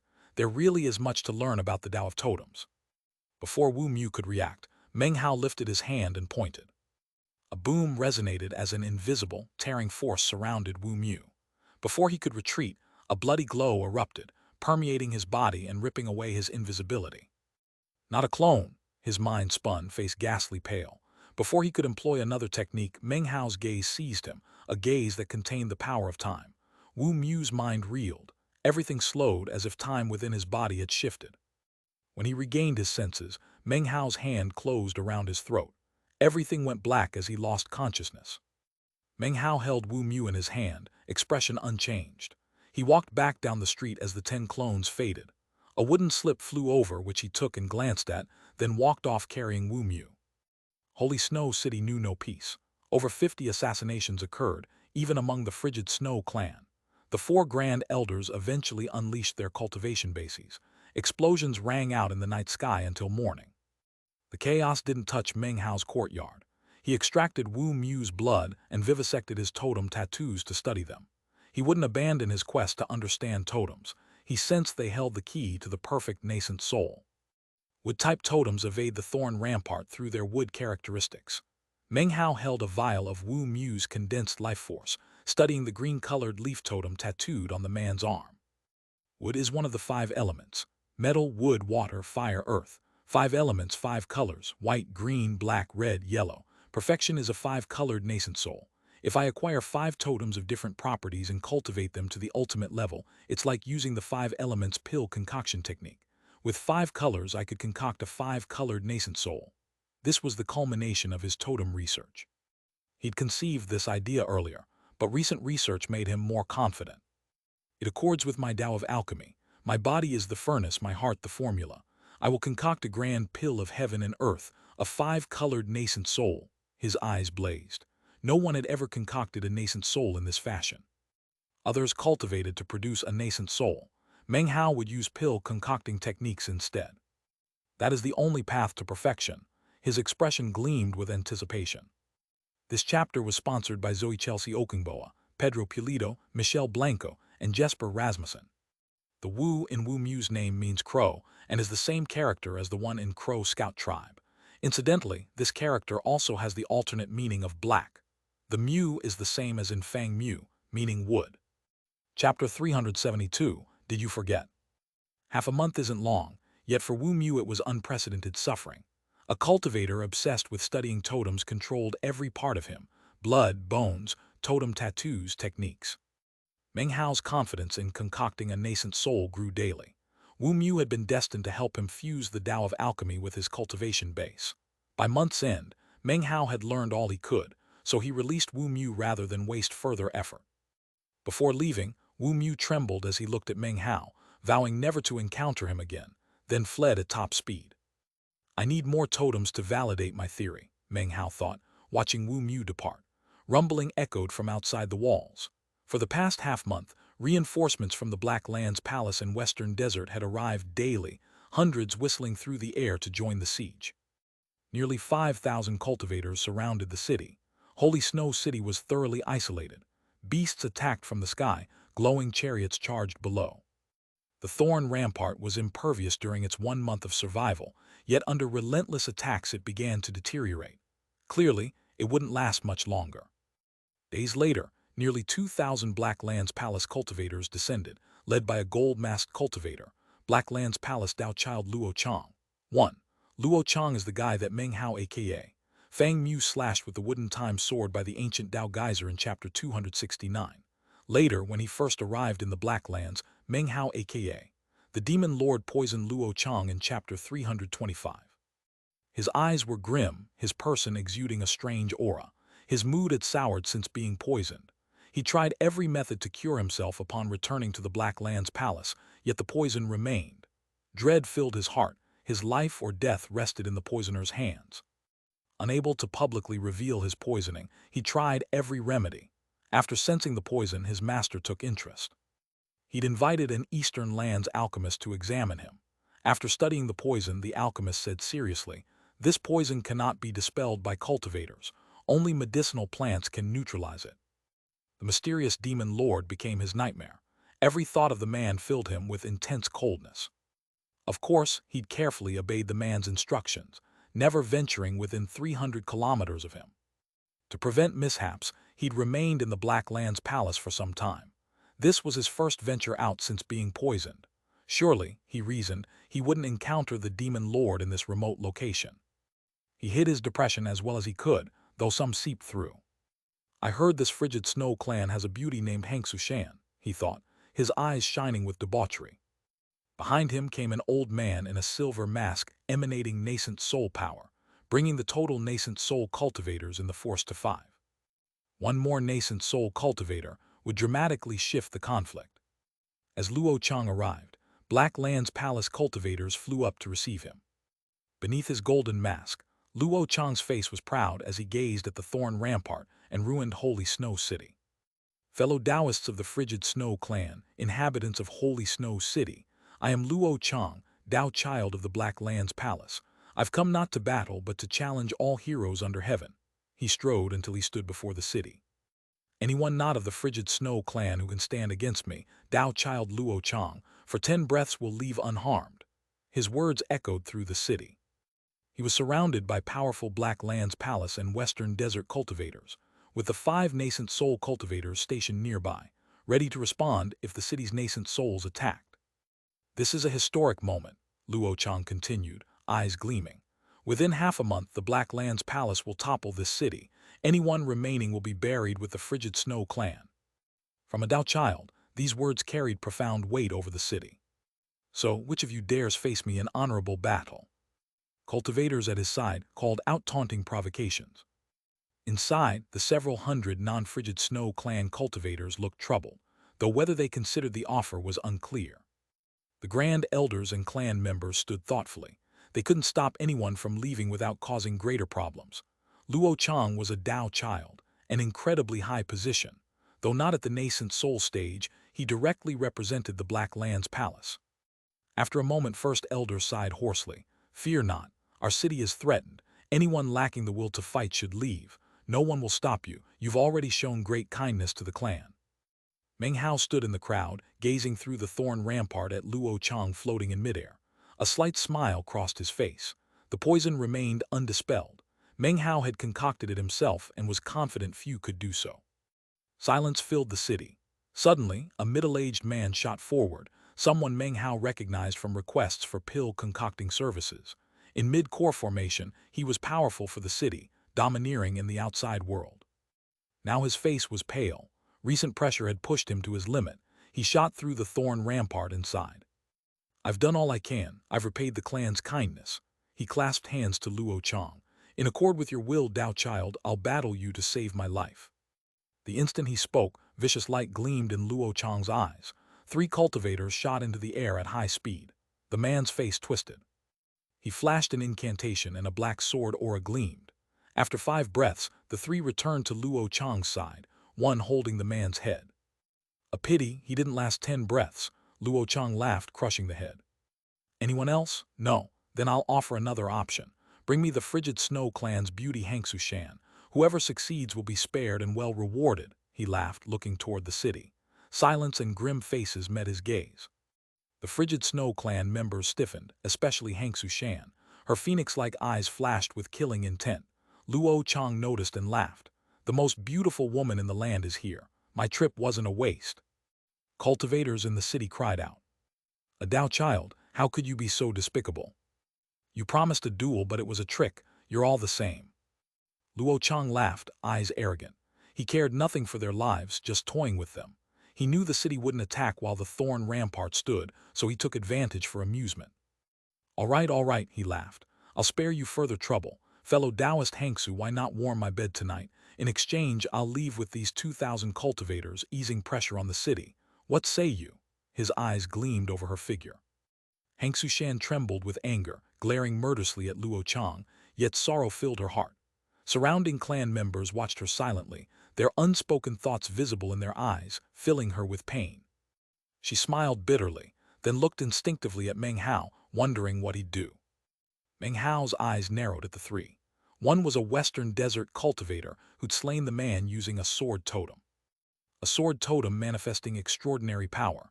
A metal-type totem. Meng Hao stepped forward and shot into the air, his gaze settling on Luo Chang. His appearance drew attention. Cultivators clustered around Luo Chang, informing him of Meng Hao. Luo Chang's eyes shone, a vicious smile crossing his face. I've heard of this Grandmaster Meng who rose to fame recently, Luo Chang thought, eyes gleaming with killing intent. Killing him will make the city fall within days. The 5 nascent souls focused on Meng Hao, ready to attack once he left the thorn rampart.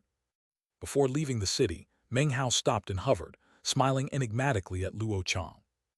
Luo Chang, he said, I told you to stay 300 kilometers away from me. Did you forget? Chapter 373, How could it be him? No one in Holy Snow City understood Meng Hao's meaning. They sensed history with the Dao child, but knew no details. When Luo Chang heard the words, his mind reeled. Beneath his mask, disbelief filled his face. 2 people he feared most existed, Fang Mu of the Southern Domain and the Demon Lord of the Black Lands. He instantly grasped their meaning, his pupils constricting. It's him, it has to be, only he knows, Luo Chang panted, eyes wide. His heart trembled as he recalled that day, remembering the nightmare his life had become after returning to dispel the poison. Monthly for days his entire body felt stabbed. The pain was unbearable, leaving him wailing in terror. His master was helpless, the alchemist could only sigh. All of this crashed through Luo Chang's mind, overwhelming him. His mind went blank. Fear filled his eyes. After all his efforts to avoid the Demon Lord, the first time he ventured out, he encountered that very nightmare. He stood blankly, remorse consuming him. He wanted to cry that he was innocent, didn't know the Demon Lord was here. Had he known, death would have been preferable. Then he recalled his words and the instruction to stay 300 kilometers away. His body shook. Unspeakable dread rose from his heart like a tempest. The Demon Lord's fearsomeness, his deathly aura, his ability to kill with a thought, all crashed down like mountains. Thou child, honor, face, none mattered anymore, life was everything, fear consumed him completely. Damn it, how could he be here? As Luo Chang's mind spun, and the fear submerged him, he stood there with a blank look on his face. The cultivators next to him were astonished. Meng Hao's words were filled with an overbearing tone which caused some of the surrounding cultivators to feel somewhat anxious. Suddenly, someone strode forward and said, What gall? This is a Dao child of the Black Lands Palace. The only people to flee 300 kilometers are the people running away from him, you paltry alchemist. Do you truly dare to rave in such a manner? The words struck Luo Chang like lightning. His body trembled and he regained his senses, heart still filled with terror and fury, before he could act. Another cultivator stepped forward angrily. "Who are you? Dao children command respect. You deserve death." Luo Chang trembled violently, fury billowing, yet infinite fear overwhelmed him. He could see the cold gleam in Meng Hao's eyes. His mind felt ready to explode. Another cultivator stepped forward. "You!" Before he finished, Luo Chang roared to the sky. "Shut up! Are you trying to kill a Dao child?" He shot forward and slapped the about-to-speak cultivator. A boom rang out and the cultivator tumbled back like a kite with a broken string, blood spraying from his mouth. Fury written across his face, Luo Chang spun and flashed an incantation. Starlight appeared, enveloping another cultivator. A miserable shriek rang out as the cultivator was annihilated. "You damned fool!" Luo Chang roared. "You dare plot against a Dao child!" Another boom and the cultivator exploded. "Disrespect me if you will, but disrespecting the great demon lord is death. Don't insult the demon lord," he charged at the first speaker. The man paled in shock. Luo Chang wanted only to kill him, hoping to avoid misunderstanding with Meng Hao. He decided to vent his hatred on all three. Hoping the demon lord would understand, he viewed their words as treachery against him. Explosions echoed as Luo Chang attacked with unprecedented might, moving like lightning. His hair in disarray, eyes red, he trembled as he turned to Meng Hao. He clasped hands and bowed deeply. "Junior extends greetings, great demon lord," he said, trembling. "Those flunkies were merely babbling. I've exterminated them. Demon lord, I beg your forgiveness." His voice trembled with fear, audible to all. Complete silence filled the region inside and outside the city. The Grand Elders stared in shock, as did Xianxia and all cultivators. Outside, those surrounding Luo Chang watched blankly. The Black Lands Palace cultivators had strange expressions, unsure how to react. The five nascent souls' eyes widened. Luo Chang acted opposite to what he should. "Junior truly didn't know you were here, great demon lord. I really didn't know. Luo Chang trembled as death's approach washed through him. No one could save him, not his master, the alchemist, nor the five nascent souls.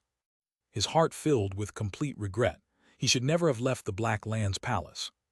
Chapter 374, Spirit Severing descends. Xianxia stared, her phoenix-like eyes wide with astonishment. Meng Hao's visage was now deeply imprinted on her heart, especially since she believed he'd acted for her sake. Her face flushed as her gaze transformed. The Grand Elders gasped as they saw Luo Chang prostrate before Meng Hao. Meng Hao was far more enigmatic than they'd imagined, his mysterious aura more frightening than any they'd known. His alchemy, his awakening of the Thorn Rampart, and the fear he inspired raised their esteem to unprecedented heights. "Since you didn't know I was here, I'll let this pass," Meng Hao said coolly. "But only once. Don't make it a precedent." Luo Chang felt reborn. His body relaxed. Trembling with gratitude, he bowed deeply. He felt wronged, but now gratitude overwhelmed him. Of course, he'd been poisoned by Meng Hao and should hate him, yet complex feelings filled him. He swore never to encounter this man again. Of course, if he knew that Meng Hao was also Fang Mu, then he would no doubt swear with redoubled intensity. "I like that Western Desert cultivator over there," Meng Hao said casually. "Could you lend him to me for a few days? I'll return him." His eyes glittered as he studied the totem tattoos. The young cultivator's face fell. Before he could retreat, Luo Chang ordered, "Grab him." Cultivators didn't hesitate. Their hands shot out, capturing him effortlessly. The young man trembled with fear. "The great demon lord favors you," Luo Chang said viciously. "Don't struggle." He cared nothing for consequences with the Western Desert. Meng Hao's will was paramount. "Great demon lord, I give this person to you as a gift. Please accept, great demon lord." He gestured, and cultivators flew over the thorn rampart, throwing the young man across, then returned. Meng Hao looked satisfied as he hoisted the young man over his shoulder and headed into the city. Luo Chang heaved a sigh of relief, clasped his hands and bowed, then shot off at high speed. The 2,000 cultivators, including the old man in the silver mask, left with him, their masks hiding their embarrassment. As they left, a Western Desert nascent soul spoke. "The Black Lands Palace owes us an explanation." His voice was cool and powerful. Before they could depart, a cold snort rang out, shaking heaven and earth. Cracks appeared on the ground as if the air would shatter. The land couldn't sustain the snort's power and seemed ready to shatter. The snort sent the Western Desert nascent soul stumbling back. Luo Chang and others felt their hearts shake and stopped. Below, beasts dropped to their stomachs, quivering. Thousands of cultivators heard only the snort sound, unable to think. The sky darkened and the ground heaved. The thorns surrounding the city shattered. The city shook with enormous roar. The ice and snow walls fell, and star-shaped devices above collapsed. All protective formations, though repaired, began to shatter into dust. Within the city, residences caved in. Cultivators on the walls coughed up blood. About 100 Foundation establishment cultivators exploded. The Grand Elders acted to protect their clan, paying with their blood. Third Elder, already injured, felt her cultivation base suddenly drop, her body weakening, aging further. Meng Hao's face flickered as he shot backward, coughing up blood. He looked up at what appeared to be a black sun approaching in the sky. Looking closely, the sun was actually a black-robed cultivator. About 40 years old, he radiated ancientness far beyond his appearance. Surrounded by black glow that sucked in all light, he seemed like a black sun. Indescribable pressure descended from the sky. Behind him was Xianxia, face filled with reverence and fanaticism. Spirit severing. Meng Hao's eyes narrowed, breathing heavily. Everyone present trembled. "Greetings, spirit-severing patriarch," Luo Ochang exclaimed, bowing immediately. All surrounding cultivators prostrated themselves. Below, thousands of cultivators dropped to their knees. "Greetings, spirit-severing patriarch." Western desert cultivators' expressions shifted, though they didn't kowtow, only bowing their heads. Meng Hao's heart sank. A spirit-severing expert meant the end game had begun. 2 more months before the frigid snow larva completes, he thought, pulling the good luck charm out. Forget it. I won't get it now. I'll find another way. With a spirit-severing cultivator present, the outcome was assured. If the mastiff were awake or if I were at the nascent soul stage. Meng Hao looked up, sighing. Even at nascent soul, he'd be nothing before a spirit-severing expert. Spirit-severing. Gain enlightenment of the Tao, sever the self 3 times. The spirit-severing stage was a legendary realm reached only through fortune, not seeking. Core formation and nascent soul cultivators were common, yet spirit-severing experts were rare, even in the southern domain. Often they existed only as sect reserves. Patriarch Reliance came to mind. As the black-robed cultivator descended, deathly silence blanketed the city. Despair filled every heart. All abandoned hope of fighting back. Hangsu Zong's face was pleased as he followed. His gaze swept over the clan members with callousness. As the black-robed cultivator hovered 3,000 meters above, he suddenly stopped. A profound look filled his eyes, as if he held ultimate authority, as if the Tao of the heavens gave him the right to look down upon all living things. Everything existed because of his will, the result of reaching spirit severing and his first severing. What he'd severed, only equals might discern. Fellow Taoist Hangsu, several hundred years, still dying, let me help you. His gaze swept the land indifferently, looking instead at a subterranean chamber. There sat an old man cross-legged atop a star-shaped altar, completely withered like a corpse. Still sleeping, the black-robed cultivator said in a grating voice, "Let's end this farce." He waved his arm. The land quaked. A heavenly pit suddenly appeared in the middle of the city. It was at this very moment that the same ancient voice he had heard, before once again spoken to Meng Hao's ear. This chapter was sponsored by Joe Almeida, Roan Mertens, Fabian Badencourt Korea, Tamisha, Freelance PR and WO. Chapter 375, Incredible Good Fortune. The entire city began to cave in. Many people were sucked along. They wanted to fly away but suddenly discovered their cultivation bases couldn't rotate at all, as if they didn't even exist. Meng Hao's hand tightly clasped the good luck charm. It still required more than 10 breaths to activate and was already emitting a glow. Then the ancient voice transmitted into his ear. "Open your mind and connect with your thorn rampart. I am on the verge of death, but can bestow upon you amazing good fortune. Think of it as my way of thanking you for protecting the bloodline of my clan these past months." The ancient, weak voice was the same one that had taught Meng Hao to control the thorn rampart. Meng Hao knew who this was, but hesitated nonetheless. With the good luck charm, he was confident of leaving safely. If he listened, he would face a spirit-severing eccentric. No matter how cautious he was, it would still be perilous. "There's no time," continued the voice. "If I wanted to possess you, I wouldn't have waited. What are you hesitating for, lad? Do you think your ancient good luck charm can escape a spirit-severing cultivator?" "What good fortune will you give me, senior?" transmitted Meng Hao, his eyes glittering. Intense power spread from below. At the same time, miserable cries filled the air. Without looking, Meng Hao knew the city was sinking into the heavenly pit. Cultivation bases throughout the area were restricted. Meng Hao's perfect gold core was not. He could still flee if he wished. I'll give you my spirit-severing enlightenment. It will open a door when you reach spirit-severing and create hope for my clan members. Huge rumbling interrupted the ancient voice. Holy Snow City was more than half destroyed by the heavenly pit. In the distance, where the city crumbled, Meng Hao saw a pitch-black abyss emanating a sinister aura that circulated in dark waves. Meng Hao's good luck charm finished preparing. Without hesitation, he activated it. His face suddenly fell. The good luck charm didn't work. A boom filled the air as the rest of the city fell to pieces. Miserable cries filled the air. Meng Hao felt the gravitational force from the enormous hole growing stronger, countless strands of black chi pulling him down. Determination filled his eyes. Junior agrees, he spoke. He opened his mind and sent out his spiritual sense to re-establish contact with the thorn rampart remnants within the city. As his spiritual sense touched the thorn rampart, the withered figure in the subterranean chamber performed an incantation gesture, causing a sealing mark to appear.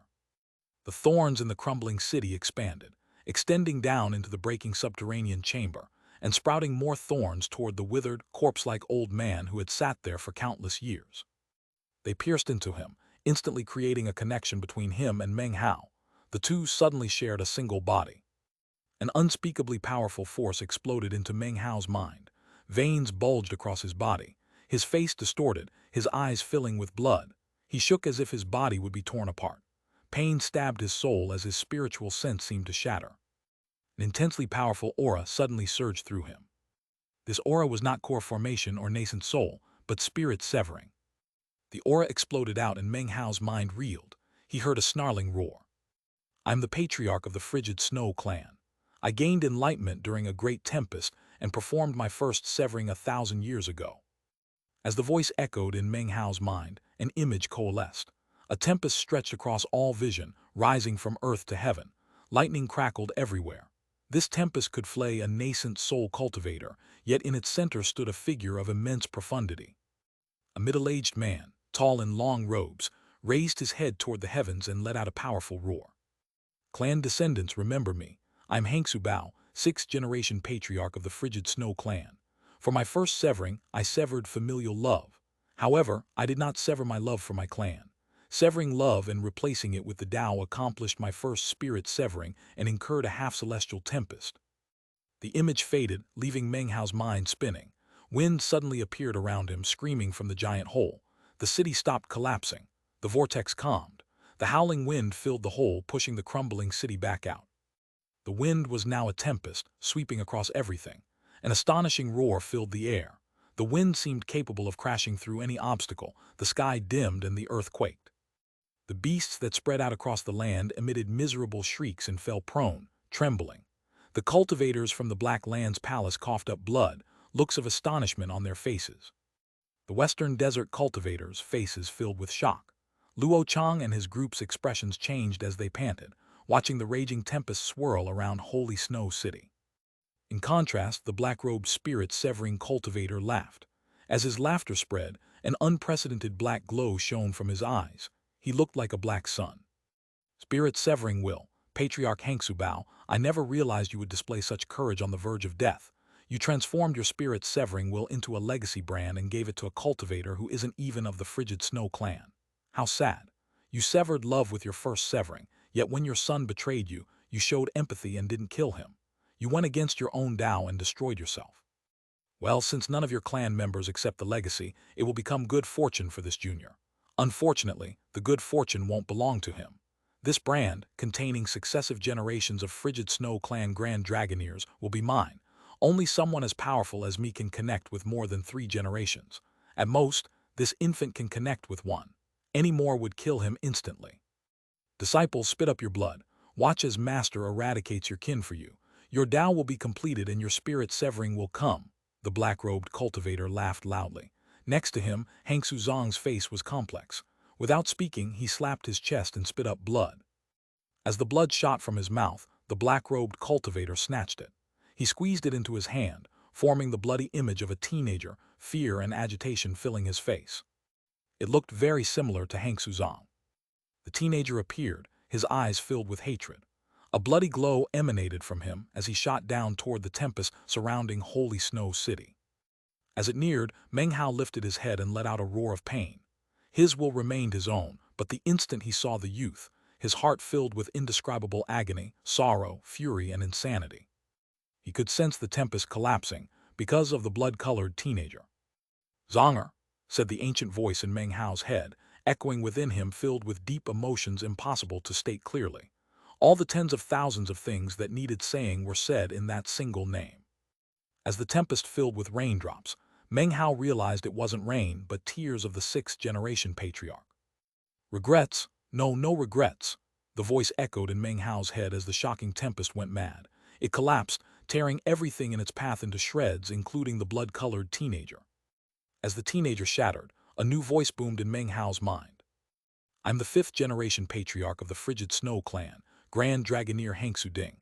I grasped the meaning of will of heaven atop a snowy mountain and performed my first severing in the 10,000 Dragons pool." This voice was clearly different from Hangsu Bao's. It was somewhat less domineering, yet more dignified. As it reverberated through Meng Hao, unparalleled, intense pain filled his body. 1. The ding in his name is the character for cauldron.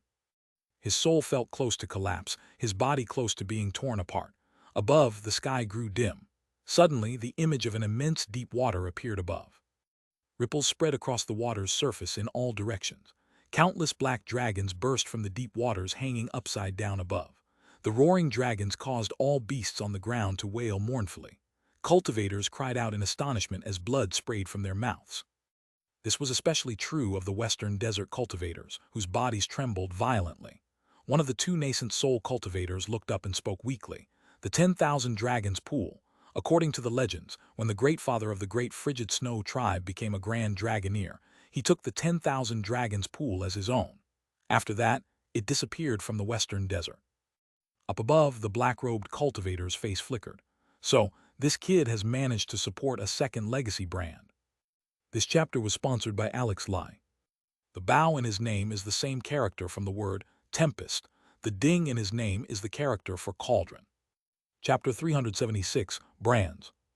The roars of 10,000 dragons emerged from the inverted black waters in the sky. The roars were shocking, causing blood to spray from beasts' mouths. One by one, they bled from eyes, nose, and mouth, then dropped dead. The cultivators below also coughed up blood. Their bodies grew listless, their minds reeled, their chi and blood flowed suppressed, and their cultivation bases hung on the verge of collapse. A grim look appeared on the black-robed cultivator's face. He began an incantation with his right hand. "This is beyond what I anticipated. He can support 2 generations of legacies. Well, that won't be enough. Life births destruction, yellow springs of the 3 worlds. Flowers birth fruit, reveal the 3 worlds." The black-robed cultivator's hand turned into a blur as a black orb appeared before him. It expanded, emanating black glow in all directions as it transformed into a black sun. It burned as it shot up. As it neared the roaring dragons, the black sun exploded, shredding the air, destroying everything as it turned into an all-consuming black hole. As the black hole appeared, the dragons roared. Rumbling filled the air as the ground quaked. The dragons lost control and were sucked toward the black hole. "If you really were the Frigid Snow clan's 5th-generation Grand Dragoneer, I would leave, but you're just a trifling legacy brand. You can't stop me." The black-robed cultivator's voice was cool as he flicked his sleeve. Down below, the heavenly pit shook and began to open again. Around Meng Hao were several hundred people with pale faces filled with hopelessness. The war had reached a point where they couldn't participate. They were like dried leaves in a windstorm, incapable of acting. Beneath the 10,000 dragon pool, veins bulged across Meng Hao's body. His face twisted in a vicious expression as he struggled to control the pain. It surged like the tide, and he fought the urge to fade into unconsciousness. Gritting his teeth, he held on. The ancient, weak voice of Hangsu Bao spoke his dying words to Meng Hao. "You must not lose consciousness. When seizing the good fortune of Frigid Snow, 1 generation makes you a chosen son, 2 generations makes you a hero, and 3 generations makes you chosen of heaven. As for 4, such a thing has never been seen. Each glorious brand consists of the most powerful expert of a generation. As the legacy joins your soul, the brand enters the world to accompany you. The more generations you acquire, the more brands. When you enter spirit severing, all these brands, these first turning points of us powerful cultivators, will explode out to help you." Press on. If you are able to support the third-generation legacy, then you may be able to avoid the calamity which bears down on you. This is as much assistance as I can provide. I truly hope that you succeed and help my clan to pass through this disaster." Meng Hao lifted his head and roared. His clothing ripped into shreds, his hair whipped about and everything around him shattered. Only his roar remained. As he roared, the 10,000 dragons, regardless if they were being sucked in by the black hole or not, all joined him. A massive, glorious roar filled the air. The black-robed cultivator frowned and flashed an incantation with his right hand. He spread his hand and pushed his palm down toward Meng Hao. "Ashes to ashes, dust to dust. That which has passed away shall pass. What remains, remains for eternity." As the black-robed cultivator's words echoed, the 10,000 dragons exploded into pieces. Up above, the 10,000 dragons' pool collapsed. Everything seemed to be ending, just as the black-robed cultivator said. However, a tremor ran through Meng Hao's body. His eyes, scarlet moments before, were now pure white. When the black-robed cultivator saw this, his face flickered, revealing disbelief. "Impossible." Even as his mind was rocked, the voice of a third person sounded in Meng Hao's head. This voice was venerable and ancient, filling all his consciousness. "I'm the fourth-generation patriarch of the frigid snow clan, Xianxia of the Yellow Springs.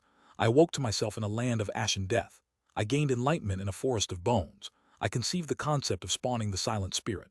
I cast away my body to become a Tao spirit. This was my first severing. I'm Xianxia, fourth-generation Grand Dragoneer." An unprecedentedly strong death aura appeared before Meng Hao. It spread, filling the area, turning the sky and land gray.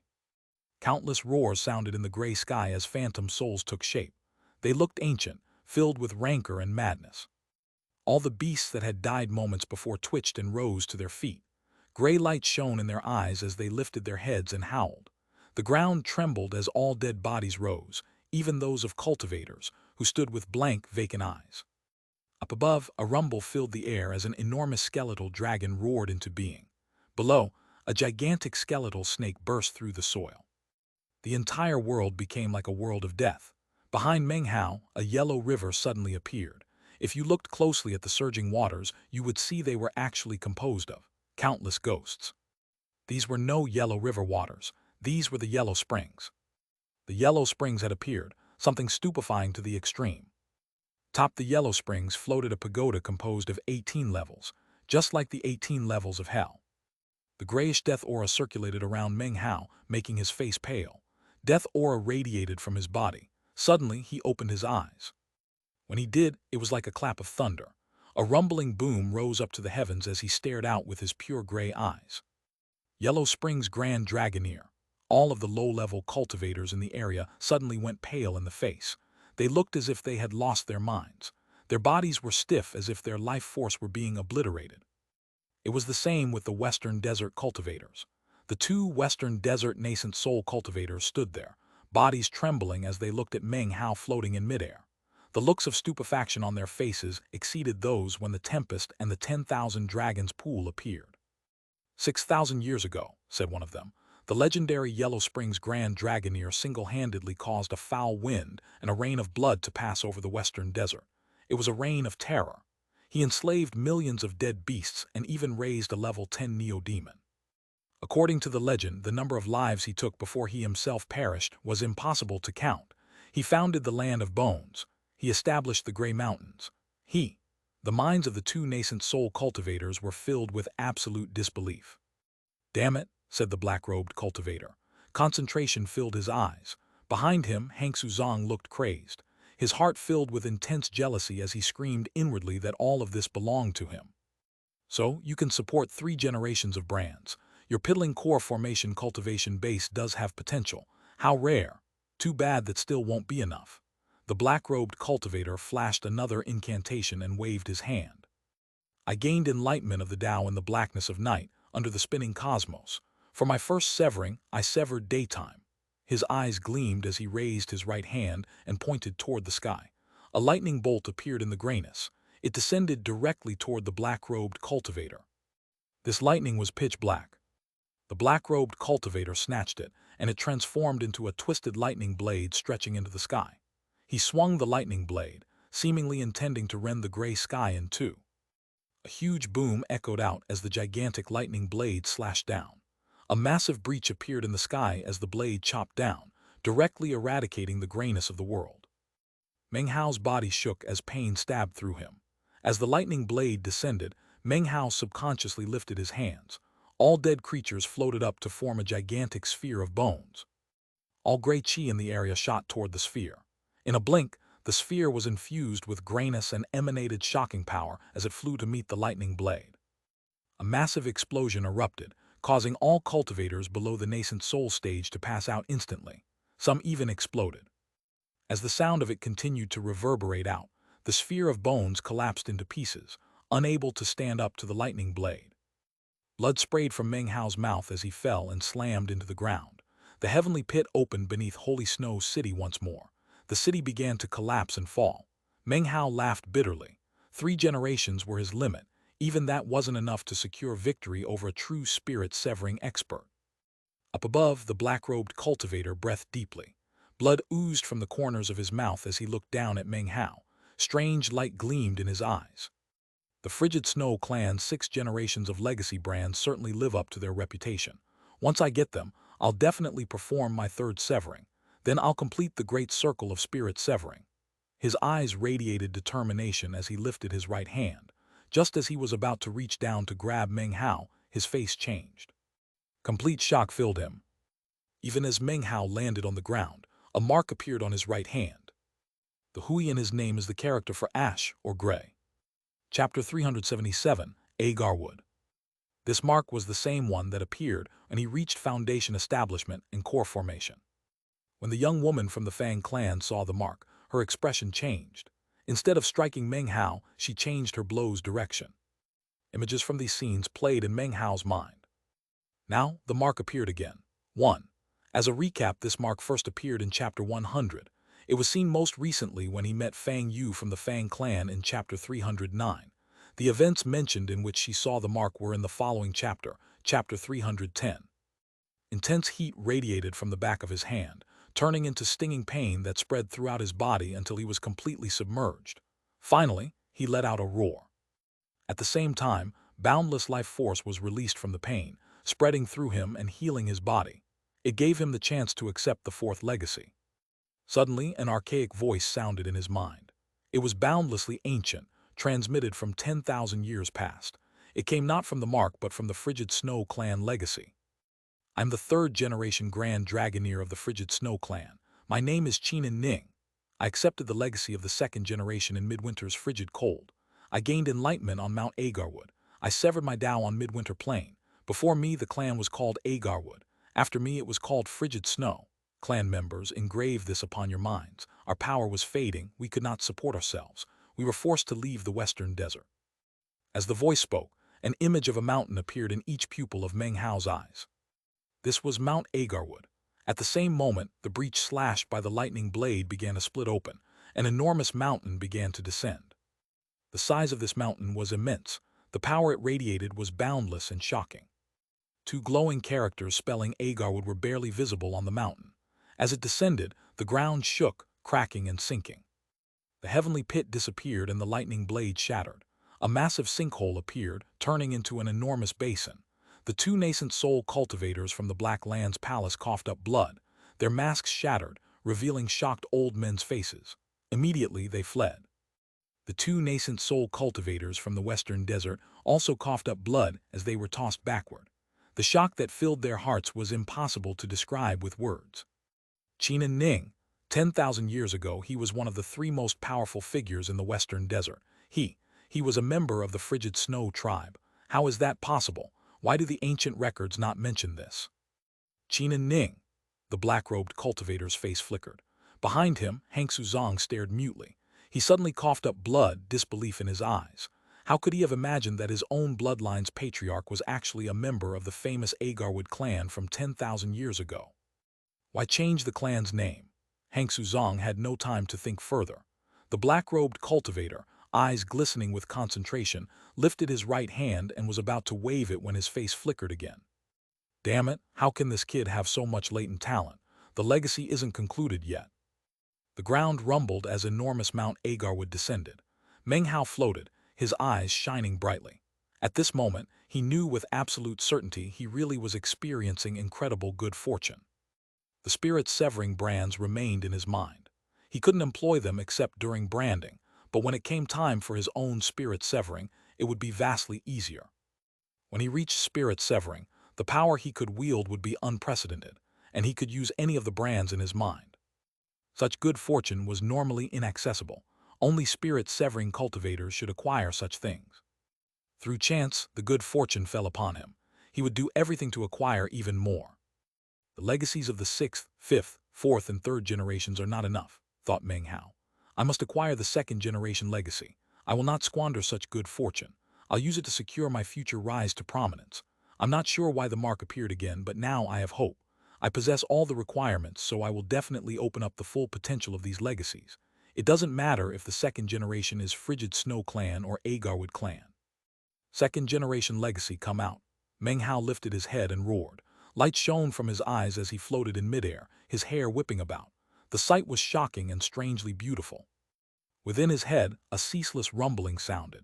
It exceeded the 6th generation tempest, swept away the 5th generation dragons, crushed the 4th generation Yellow Springs, and shattered the 3rd generation Mount Agarwood. It transformed into eminently domineering, supreme noise. The sound echoed in response to Meng Hao's expressed desire. I am Qinan Tian, 2nd generation Grand Dragoneer of the Agarwood clan. With the legacy power of the Patriarch, I controlled the power of the 4 seasons. I am not an immortal, but by controlling the seasons, I silenced the Western Desert. I am the heaven of the Western Desert. 2. The Tian in his name means heaven or sky. The voice was common but echoed with a soaring, overbearing aura. Domineering air emanated from Meng Hao, changing everything. The sky directly above Mount Agarwood suddenly looked bizarre. Within this patch of sky could be seen resplendent spring flowers, a light summer rain, dancing, frost-covered autumn leaves, and bitter winter snow. This sky contained all 4 seasons, and its power spread over everything, transforming the land and causing everything to tremble. The 2 nascent soul cultivators from the Black Land's palace coughed up blood as their bodies withered and they slipped into unconsciousness. Blank expressions covered the faces of the 2 Western Desert nascent soul cultivators. They couldn't feel or sense anything. Their life force slipped away. Hangsu Zong's body shook and his mind reeled. He coughed up a mouthful of blood as his body suddenly aged. Up ahead of him, the black-robed cultivator's pupils constricted, and his eyes filled with terror and astonishment. Without thinking, he backed up, panting as he stared at the 4-season sky above Mount Agarwood. That's not a spirit-severing brand, that's a Tao-seeking brand. Damn it, the Frigid Snow Clan actually had a Tao-seeking expert. How is that possible? A Tao-seeking expert in the Western Desert. Agarwood. Agarwood. The black-robed cultivator's face fell as he lost confidence in seizing the legacy. If I can't seize this legacy now, it will never belong to me. Even if I kill this punk later, I couldn't take it. Damn it, how come this kid is so troublesome? Twisted madness appeared in his eyes. He had prepared long for this day and needed the Frigid Snow Clan legacy for his 3rd severing. He wasn't willing to give up easily. 5 generations. You can support 5 legacy generations. Damn it, there's only 6 in total. Don't tell me he's going to acquire them all. This kid's greed is rarely seen. People this greedy deserve to die. I won't let you continue. The black-robed cultivator's heart buzzed. He no longer looked down on Meng Hao. Instead, he was convinced Meng Hao would acquire the full legacy. Though unbelievable, he had no time to think. Eyes glittering with killing intent, his body flashed. Drawing his full spirit-severing power, he shot toward Meng Hao. I don't care what price I have to pay, I will stop you. Determination filled his eyes as he slammed into the 4-season sky and Mount Agarwood. Indescribable pressure weighed on his entire body, making him shake as his flesh began to evaporate. Break, he roared. His body's evaporation suddenly slowed. He gritted his teeth and shot toward Meng Hao. In a blink, he was 300 meters away. Those final 300 meters would be extremely difficult to cross. He knew the best way would be to wait until Meng Hao couldn't hold on and self-detonated. As far as interfering with branding, taking action from a distance would be best. The most stupid method was what he was doing, personally approaching Meng Hao. Unfortunately, he had no other options. Interfering from outside didn't work, and waiting for Meng Hao to self-detonate wasn't possible. Therefore, he had to approach as he was doing now. As rumbling continued, Meng Hao completely ignored the incoming black-robed cultivator. Breathing heavily, he looked into the sky, his eyes radiating intense determination. He had accepted 5 generations of legacies from powerful experts. As this happened and the increasing power was revealed, only Meng Hao's desire for the first-generation legacy grew stronger. "Agarwood clan, first-generation legacy," he roared. The sound echoed into the black-robed cultivator's ears, causing his heart to pound. Unease filled him as he looked at Meng Hao with his head raised in determination. The black-robed cultivator gritted his teeth and raised his hand toward blank-faced Hangsu Zong behind him. "Blood and will liquefaction," he cried, pointing at Hangsu Zong. Hangsu Zong's body shook and he let out a blood-curdling shriek.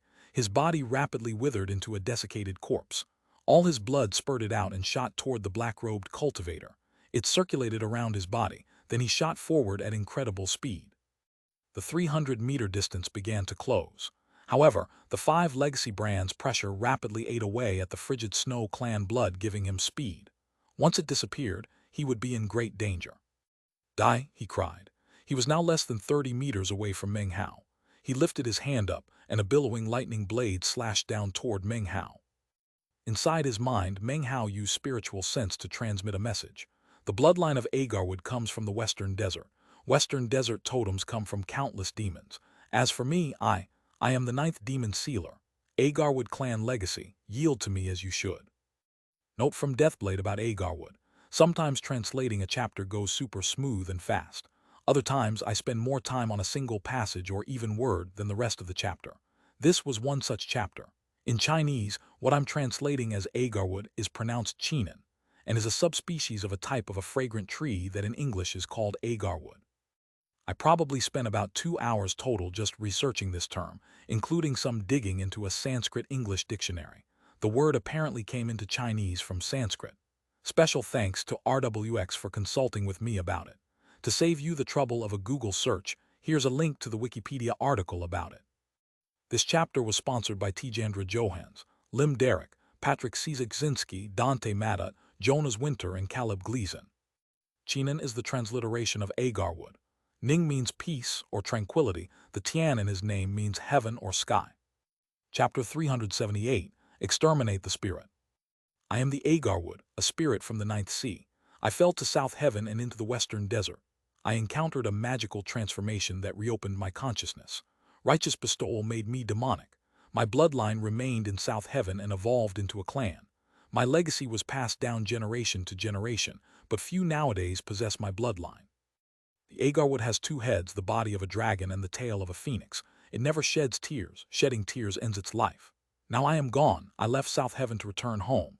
Other than the League of Demon Sealers, only my descendants can receive my legacy, the ancient voice echoed in Meng Hao's head. Glorious light surrounded him. Suddenly, an illusory creature appeared. It was dragon-shaped with 2 heads and a phoenix tail, no less than 3,000 meters long. As the 2-headed Agarwood appeared, the sky faded and a roar filled all creation. Meng Hao sensed bizarre, unspeakable power pouring from the Agarwood into him. The descending lightning blade shattered into pieces. The black-robed cultivator's eyes filled with astonishment, and he fell back, dumbstruck. He sensed unprecedented fear and terror emanating from the 2-headed beast. Run away. This was the first thing that filled his mind. He had to get away from this place. His cultivation base was at the spirit-severing stage, but he was a cautious person. That was why he had done his research before coming here. His prudence was why he didn't care that he was a spirit-severing patriarch, nor that he was facing up against nothing more than a core formation stripling. Matters regarding face meant nothing to him at the moment. All he cared about was the acute sense of crisis that filled his heart. As the black-robed cultivator fled, a voice filled Meng Hao's mind. The voice was familiar. It was none other than the 6th-generation patriarch Hangsu Bao. Kill him. Another voice sounded, the 5th-generation Grand Dragoneer. Kill him. Kill him. Kill him. Voices filled his head. From the 6th generation to the 2nd, Qin and Tian. They rang out one after another as Meng Hao's eyes filled with a cold glow. He slowly lifted his right hand. The Agarwood twisting in the air around him suddenly blurred with speed, transforming into beams of light that bored into Meng Hao's body and fused into him. Meng Hao breathed in slowly and said, "Tempest." A black tempest instantly sprang into being around Meng Hao, spreading rapidly as if the entire world were filled with its fury. The towering figure of Hangsu Bao appeared within the tempest. His appearance was indistinct but his stature indomitable. As he appeared, his gaze fell upon the black-robed cultivator. The black-robed cultivator's scalp went numb as death sensation swept over him. He suddenly had the urge to laugh. He was a spirit-severing patriarch, yet he was feeling death's approach before a core formation cultivator. Not only was it terrifying, it was supremely comical. 10,000 dragons, said Meng Hao, waving his right hand. The 10,000 dragons pool appeared. Within it, 10,000 black dragons roared. Behind them appeared an old man in a black robe who gazed coldly at the spirit-severing cultivator. This was the 5th-generation patriarch. Yellow springs, said Meng Hao. Roaring filled the air as the yellow springs appeared with the 18 layers of hell. The world turned gray, and a thick death aura sprang up, transforming into the image of a man in a gray robe. He held a skull in one hand as gray chi rippled around him, transforming into images of beasts. This was the 4th-generation patriarch. Midwinter, said Meng Hao. Power burst around him from the brands in his mind. This was the bizarre power of the agar wood that had poured into him. The 3rd patriarch appeared within a snowstorm, whose coldness froze the very ground. Crackling sounds filled the air as Mount Agarwood appeared, surrounded by endless snowy winds and lightning. At the mountain's very peak, surrounded by snow and wind, was an old man who looked down at the black-robed cultivator. The black-robed cultivator's face was pale. He spit up blood and dramatically increased his speed, trying to create a portal to teleport away, but couldn't. 4 seasons. Killing intent radiated from Meng Hao's eyes. The sky above changed as images of the 4 seasons appeared, covering everything. Agarwood, this was Meng Hao's last word. As he spoke, his right hand descended and he pointed directly at the fleeing black-robed cultivator. The black tempest congealed into 2 enormous wings. The 10,000 dragons in the dragon's pool formed the head of a dragon. The yellow springs twisted, pulling the 18 layers of hell to form an enormous dragon-shaped body, nearly 3,000 meters long. Mount Agarwood collapsed, its pieces forming the tail and claws of a phoenix. Finally, the 4 seasons sky fused together to form a second head, all congealed to become what in ancient times had rebuked the heavens, the Agarwood. Stormy wings, dragons' heads, a body formed from the yellow springs, a mountain for tail, and the 4 seasons. When the Agarwood appeared, it let out a roar that cracked the sky and shattered the land. It was a force that could annihilate everything, sweeping in all directions. At this moment, the black-robed cultivator sensed unprecedented life-and-death danger. It was a force of destruction he could not bear. His pupils constricted, and both hands rapidly flashed an incantation. Magical treasures appeared, and finally a black glow that rose up to the heavens and took on the shape of a black sun. If the true self of any of you appeared, I would be dead. Instead, you formed the Agarwood. Well, I've performed my second severing. You can't destroy my reincarnation. The only thing you can do is stop my first body. Reincarnation exists, so I will always exist. My karma cannot be annihilated. The deification altar of the heavens of Jai has my name on it. You can't hook my karma. I'll be resurrected. The black-robed cultivator raised his head and howled. The black sun slammed into the Agarwood and an enormous boom rose. Everything shattered, destroying the land and killing all cultivators directly below. Luo Chang was lucky. When Meng Hao received the 5th-generation patriarch's brand, he'd sensed danger and fled. Because of this prudence, he and a few hundred cultivators with him were spared. The explosion rippled out and the Agarwood slowly vanished. The black sun faded. Within it, an image of the black-robed cultivator could be seen, which then transformed into ash. The brightly glowing light slowly sank into the earth and was gone. The black-robed cultivator was nowhere to be seen. Meng Hao wasn't sure if he was alive or dead. Slowly, everything around him returned to normal. Unparalleled weakness washed through him. His vision faded as he began to collapse into unconsciousness. Before that happened, he bit his tongue, using the last borrowed energy to do something he would normally be incapable of. He spit out divine will which shot toward the former Dongluo city. That was his final action before everything faded into blackness and he fell down to the ground. Holy Snow City was still there, though virtually in complete ruins. Less than 300 cultivators remained alive, including the 4 Grand Elders. All stood there, their faces pale, looking at Meng Hao with deep veneration. Meng Hao couldn't see anything but sensed someone was holding him. He smelled a delicate fragrance. Within the blackness, an ancient voice slowly echoed in his mind. Successor, remember the Agarwood. I can project to you 3 times to help you avoid death." Meanwhile, far from Holy Snow City, on the other side of the Black Lands in former Dongluo City, more than 5,000 cultivators were running and yelling. "Have faith in the Lord Fifth, gain eternal life. When the Lord Fifth appears, who dares to cause strife?" The more than 5,000 cultivators dashed around the city in a circular pattern. The sight was astonishing. The ground shook as they ran and a fog roiled around them, deep within which was a bright glow. The glow bore the semblance of a sword, slowly gathering together. The glow didn't spread out, although it did emanate a frightening aura. Nearby the glow was the parrot, who looked nervous. Its wings flapped as it flew around the bright glow. "Ah, the immortal execution formation, created by none other than myself, Lord Fifth.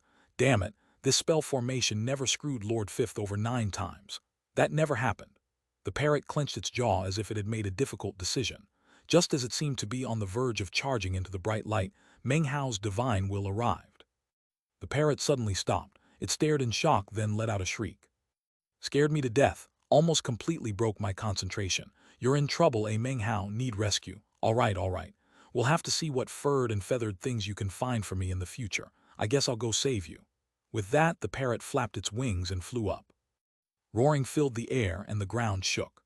More than 5,000 cultivators who had taken refuge in the Church of the Golden Light stared up at the parrot as it spoke. "Listen up, children, your patriarch Golden Light is in trouble. Let's go save him. Come. Start running the way I taught you. Use the immortal execution formation steps. 3 circles to the left, 3 circles to the right. Shake those butts. Go as fast as you can. Now call it out with me." The cultivators formed a long line and ran. A billowing fog sprang up that looked like dark clouds, which then whistled off into the distance. Chapter 379, Offers. When Meng Hao woke up, he found himself staring at someone's back. A beautiful silhouette with graceful curves, beautiful shoulders, a supple waist descending into perfect roundness. She wore a light pink blouse Meng Hao barely noticed. Her hair was long and beautiful, emanating a delicate, youthful aroma. The overcast sky seemed to brighten a bit for Meng Hao. As a cultivator, the first thing Meng Hao did when opening his eyes wasn't gaze at the beautiful figure, but send out his spiritual sense to check whether his belongings had been touched. He was surrounded by ruins in Holy Snow City, though the city now consisted only of broken and shattered buildings. A silver light covered the ground, clearly some kind of spell, obviously incomplete and just beginning to form. Everything was quiet, only crackling from bonfires could be heard.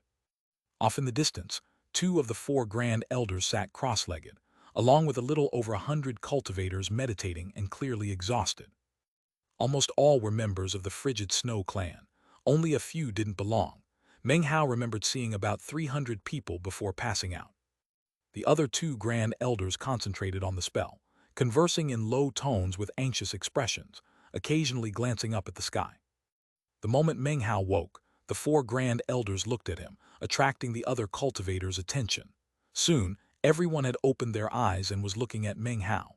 The beautiful figure before him was Xianxia Audiobook, who opened her eyes from meditation to look at him. Happiness flickered in her gaze, along with the infatuation of a young girl and adoration. Meng Hao took a deep breath and slowly sat up. Xianxia Audiobook approached and supported him with her arm. He felt weak, but his cultivation base was intact. He couldn't refuse her assistance. Her face was haggard, filled with suffering from the destruction of her city, her clan's decline, confusion about the future, helplessness, and concern for him. All of that wouldn't vanish because Meng Hao woke up. First elder stood and approached Meng Hao, looked him over, then clasped hands and bowed deeply. "Many thanks for your actions, Grandmaster Meng. The Frigid Snow clan will never forget your kindness." Second elder, the old woman, and 4th elder were all injured, but also clasped hands and bowed deeply. All the surrounding cultivators rose and bowed to Meng Hao. Everything before Meng Hao passed out was deeply imprinted on their hearts. Without him, they would be dead or transformed into a sea of blood.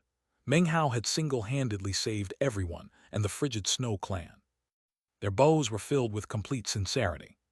He nodded without comment. It was appropriate to accept their bows but would be pugnacious to comment. After a moment, Meng Hao slowly asked, "How many days was I unconscious?" 7 days. The voice came from behind him, not one of the surrounding cultivators but ancient, causing veneration to appear on all faces. Meng Hao's mind trembled. He turned to see an old man approaching from the ruins, accompanied by a dozen or so frigid snow clan members. He was wizened, as if he'd just crawled from the grave. His clothing was simple and his cultivation base not high. Yet as he approached, it felt as if a tempest swirled around the area. "Senior," said Meng Hao, shocked. At a glance, he could tell this was the sixth-generation Frigid Snow clan patriarch, spirit-severing cultivator Hangsu Bao. His sudden appearance was shocking. Logically, he should have perished. He approached Meng Hao and, seeing the serious look on his face, explained, "I've dispersed all my skills and given up trying to break through. I'm no longer spirit-severing. When you absorb my legacy, I let go of the Thorn Rampart's life force in exchange for 10 years of longevity. In 10 years, I will perish." The surrounding cultivators, including the 4 Grand Elders, concealed the pain in their expressions, showing only respect. "You did a good job," said Hangsu Bao, sitting down before Meng Hao with an affable smile. "I think perhaps there is only one person on South Heaven in the entire core formation stage who could accept all 6 legacies of our clan. Obviously, that person is you." Meng Hao's heart filled with gratitude. Now he understood this man had no aspirations of possessing him. Meng Hao really had stumbled onto incredible good fortune. He was about to speak when Hangsu Bao shook his head, cutting him off. Gazing sincerely at Meng Hao, he said, "If you join our Frigid Snow clan under my authority, you will be given Hangsu Shan as your beloved." Meng Hao gaped. Hangsu Shan's face went red as she bowed her head to hide her embarrassment. "Don't worry, I won't interfere with your love life. She can be one of many beloved. Become a member of the Frigid Snow clan, and you will be the patriarch of this generation." Hangsu Bao's eyes glowed with solemnity. "I will make it worth joining by offering you 3 blessings. I've dispersed my skills and am no longer spirit-severing. However, I have a lifetime of enlightenment. With my aid, you will have an 80% chance of reaching spirit-severing within 500 years. That is the first blessing I will give you.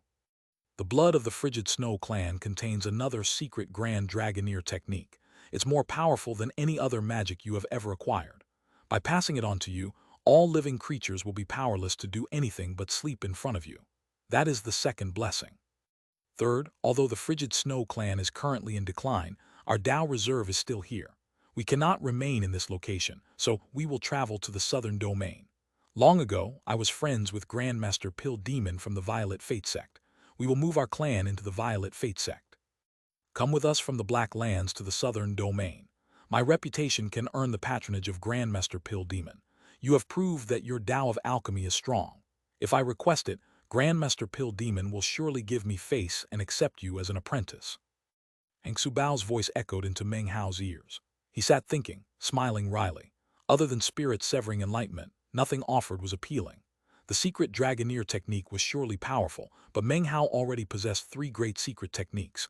Being Grandmaster Pill Demon's apprentice wasn't inherently unappealing. However, Meng Hao, though long since left the Violet Fate Sect, still considered Grandmaster Pill Demon his master. He had kowtowed 3 times to become an apprentice, and that first kowtow lasted for a lifetime. This chapter was sponsored by Dylan Hoadley, Ng Shan, Kevin Song, Andreas Asselman, Kai Yip, and Lim Derrick. Chapter 380, Eyeless Larva. "You don't agree?" asked Hangsu Bao, gazing at Meng Hao. His expression gradually faded into disappointment. Based on his experience, he could see the slight hesitation in Meng Hao's otherwise calm expression. He sighed inwardly and shook his head, laughing slightly. "Senior," said Meng Hao, feeling somewhat guilty. He could sense Hangsu Bao's sincerity, and even though it was for his own clan, Meng Hao knew he was offering a new path to tread. Unfortunately, Meng Hao couldn't go back to the southern domain now. Hangsu Shan's face was pale. She held her head high and forced a smile, but her mood couldn't be lower. She stood, curtsied to Meng Hao, and walked off into the distance, her head hanging. She couldn't stay behind for fear of crying from her grief. "Well, never mind," said Hangsu Bao, not wanting to force an explanation. "I put you in an awkward position just now. You have your own path and don't need me arranging things. That's great." He stood, eyeing the spell forming on the ground. "The Frigid Snow clan has 7 nascent soul elders total. You've met 4 already. The other 3 went to the southern domain last year preparing a teleportation spell. Unfortunately, the spell must penetrate the Black Lands Palace's blockade, making it difficult. Only recently was the teleportation spell completed on their side. Within about 5 days, we should activate it. Once that happens, we leave." Hangsu Bao slapped his bag of holding. Suddenly, everything got very cold and snowflakes appeared in the air. Meng Hao's eyes filled with a serious look as he gazed at the object in Hang Subao's hand. In his palm was a blue silkworm about the size of his pinky. It was translucent like crystal and glowed blue. The coldness emanated from this larva. Meng Hao's breathing immediately grew heavy. You were promised a frigid snow larva. Given the others' cultivation bases, they'd need half a year. Time is running out, so I will give you mine. This is a mutated frigid snow larva with much more vigorous life force than an ordinary larva. Throughout all the years, our clan only ever produced 6 mutant larvae. This is the 7th. Because of its mutation, this frigid snow larva can bond 2 masters. Feed it your blood and it will become yours. He waved his hand, and a blue light shot toward Meng Hao to hover before him. He took a deep breath gazing at the blue frigid snow larva. Then he bit his finger's tip and squeezed a drop of blood onto the larva. As the blood drop vanished, Meng Hao sensed a connection between him and the frigid snow larva. The larva's body glittered as it descended onto his hand. Immense coldness emanated from it, like holding a piece of freezing ice. Meng Hao took a deep breath and bowed deeply to Hang Subao. His entire purpose for coming here was complete. He felt incredibly excited. Now the only thing left was transforming the frigid snow larva into an eyeless larva. Once it became an eyeless larva, it could never be destroyed, and its thread could not be broken. A miraculous bug-like that was a remarkable treasure of heaven and earth, one of his most powerful methods for dealing with heavenly tribulation. "Senior, I will be going into secluded meditation," said Meng Hao, pushing down the excitement bubbling in his heart. He bowed again and turned to walk off, climbing deep into a half-collapsed building nearby. Hang Subao watched him walk off and sighed in his heart again. He really had taken a liking to Meng Hao, but knew he had his own plans and aspirations. Hang Subao then looked toward Hang Sushan and sighed yet again. Within a room in the collapsed house, Meng Hao sat cross-legged, breathing deeply. He performed an incantation and pointed toward the ground, causing demonic chi to gather noiselessly. It circulated around him, forming a barrier. Although he was on good terms with the Frigid Snow clan, he needed to protect himself, especially after turning down their offer. Covered by demonic chi, Meng Hao produced medicinal pills and began meditating with his eyes closed. After a few hours, he opened his eyes, now shining brightly. His body was completely recovered. His spiritual sense had grown, and his cultivation base had made significant progress. Meng Hao was confident that, after transcending the heavenly tribulation, he would pass directly into the late core formation stage. With preparations complete, Meng Hao took out the frigid snow larva and a mulberry thunderclap leaf, placing it before the larva. A tremor ran through the frigid snow larva as it found the leaf incredibly enticing. In a blink, lightning surrounded the leaf and it was completely consumed. Meng Hao's eyes gleamed as he produced the copper mirror and began duplicating mulberry thunderclap leaves. He had quite a collection of spirit stones in his bag of holding. Though he hated seeing them disappear, the thought of acquiring the eyeless larva caused him to do so without hesitation. 1 leaf, 2 leaves, 100 leaves. Meng Hao's eyes grew wide with disbelief that this tiny frigid snow larva could consume so many leaves. It showed no signs of stopping. It appeared capable of eating all the mulberry thunderclap leaves in existence. Meng Hao's heart began to sink. His information came from the Black Lands cultivator he'd met in the southern domain. After much analysis, he'd taken most of the man's words as true. Now, however, he felt a bit of skepticism. He muttered to himself, his eyes glittering as he decided to go all out, using all the spirit stones in his bag of holding to duplicate mulberry thunderclap leaves to feed the frigid snow larva. Time passed. Soon it was a day later.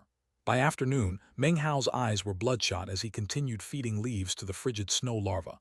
From what he could tell, he'd fed enough to create a mountain forest. Yet the frigid snow larva showed no signs of being full, but it was changing. It was still blue but now had several white circles on its surface. The circles looked like eyes, and if you looked at them, they seemed to have the power to suck in your mind.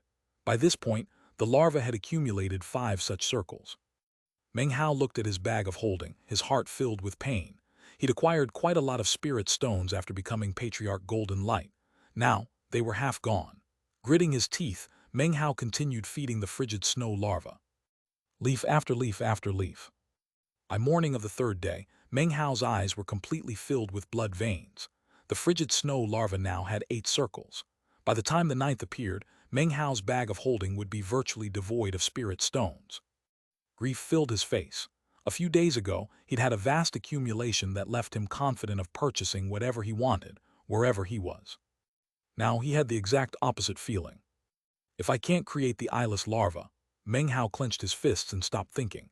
He decided to risk it all. Having come this far, he might as well continue to the very end. By night of the third day, Meng Hao's bag of holding was completely empty. As the frigid snow larva consumed the very last mulberry thunder leaf, a ninth circle finally appeared, causing Meng Hao to gape. Damn it, I'm out of spirit stones and this thing still hasn't changed. Isn't it supposed to transform? He stared in shock at the frigid snow larva on his palm, unmoving. Within his mind, Meng Hao sensed it wanted to continue eating. He was on the verge of collapsing. My millions of spirit stones. Looking into his bag of holding, he realized only ultra-high-grade spirit stones remained. They were his final assets, life-saving objects for absorbing spiritual energy at critical moments. He debated for the time it takes an incense stick to burn. The frigid snow larva realized there was no food left. It ceased transmitting its desire to eat and began creating silk. Meng Hao watched as it spit out silk that looked like snow. This was not the legendary silk of the eyeless larva. In a moment, the larva completely covered itself. Soon, it had become a cocoon about the size of an infant's fist. Meng Hao frowned. Something seemed strange. After probing with his spiritual sense, his heart began to pound. He continued examining it for a moment, then began to pant. I can sense another aura, he said, his eyes gleaming. It's not the frigid snow larva, it's much more powerful. There's no way to compare the two. He closed his eyes to think for a moment. When they opened again, he was smiling. 2 days and it will emerge from the cocoon. He put the precious cocoon away and dispelled the demonic qi. It was late at night with bright moonlight illuminating the land. Meng Hao took a deep breath as he walked out of his secluded meditation area. Frigid Snow clan members standing guard immediately saw Meng Hao. They clasped hands and bowed, faces filled with veneration. These recent days had been very difficult for the Frigid Snow clan. They weren't sure when Black Land's palace cultivators would arrive. If they invaded a second time, fighting back would be very difficult given the clan's current situation. All they could do was maintain vigilance and wait for the spell to activate. Snowflakes danced in the moonlight. It had snowed for 2 days and the ground was covered with thick snow. Though late at night, moonlight reflected off the white snow, making everything look silver. Meng Hao breathed in the frigid air as his gaze flitted about. Finally, it rested on a familiar figure in the distance. It was Xianxia, sitting atop a pile of rubble, looking off into the sky. It was impossible to tell what she was thinking. Looking at her, Meng Hao sighed inwardly. Because of the frigid snow larva matter, he had completely forgotten how disappointed this young girl had looked after being rejected. Murmuring to himself, Meng Hao thought about the soft arms that had embraced him before he passed out. He recalled how concern in her eyes had been replaced by joy when he regained consciousness. Falling snow brushed against his face as he walked toward her. She looked back. Amidst the snow and moonlight, her pretty face looked even more beautiful. Tears could be seen in the corners of her eyes. She looked at Meng Hao, then bit her lip and turned her head away. Meng Hao stood behind her for a moment, then cleared his throat. Hey, I heard you really admire Grandmaster Pill Cauldron. Would you like me to help introduce you to him?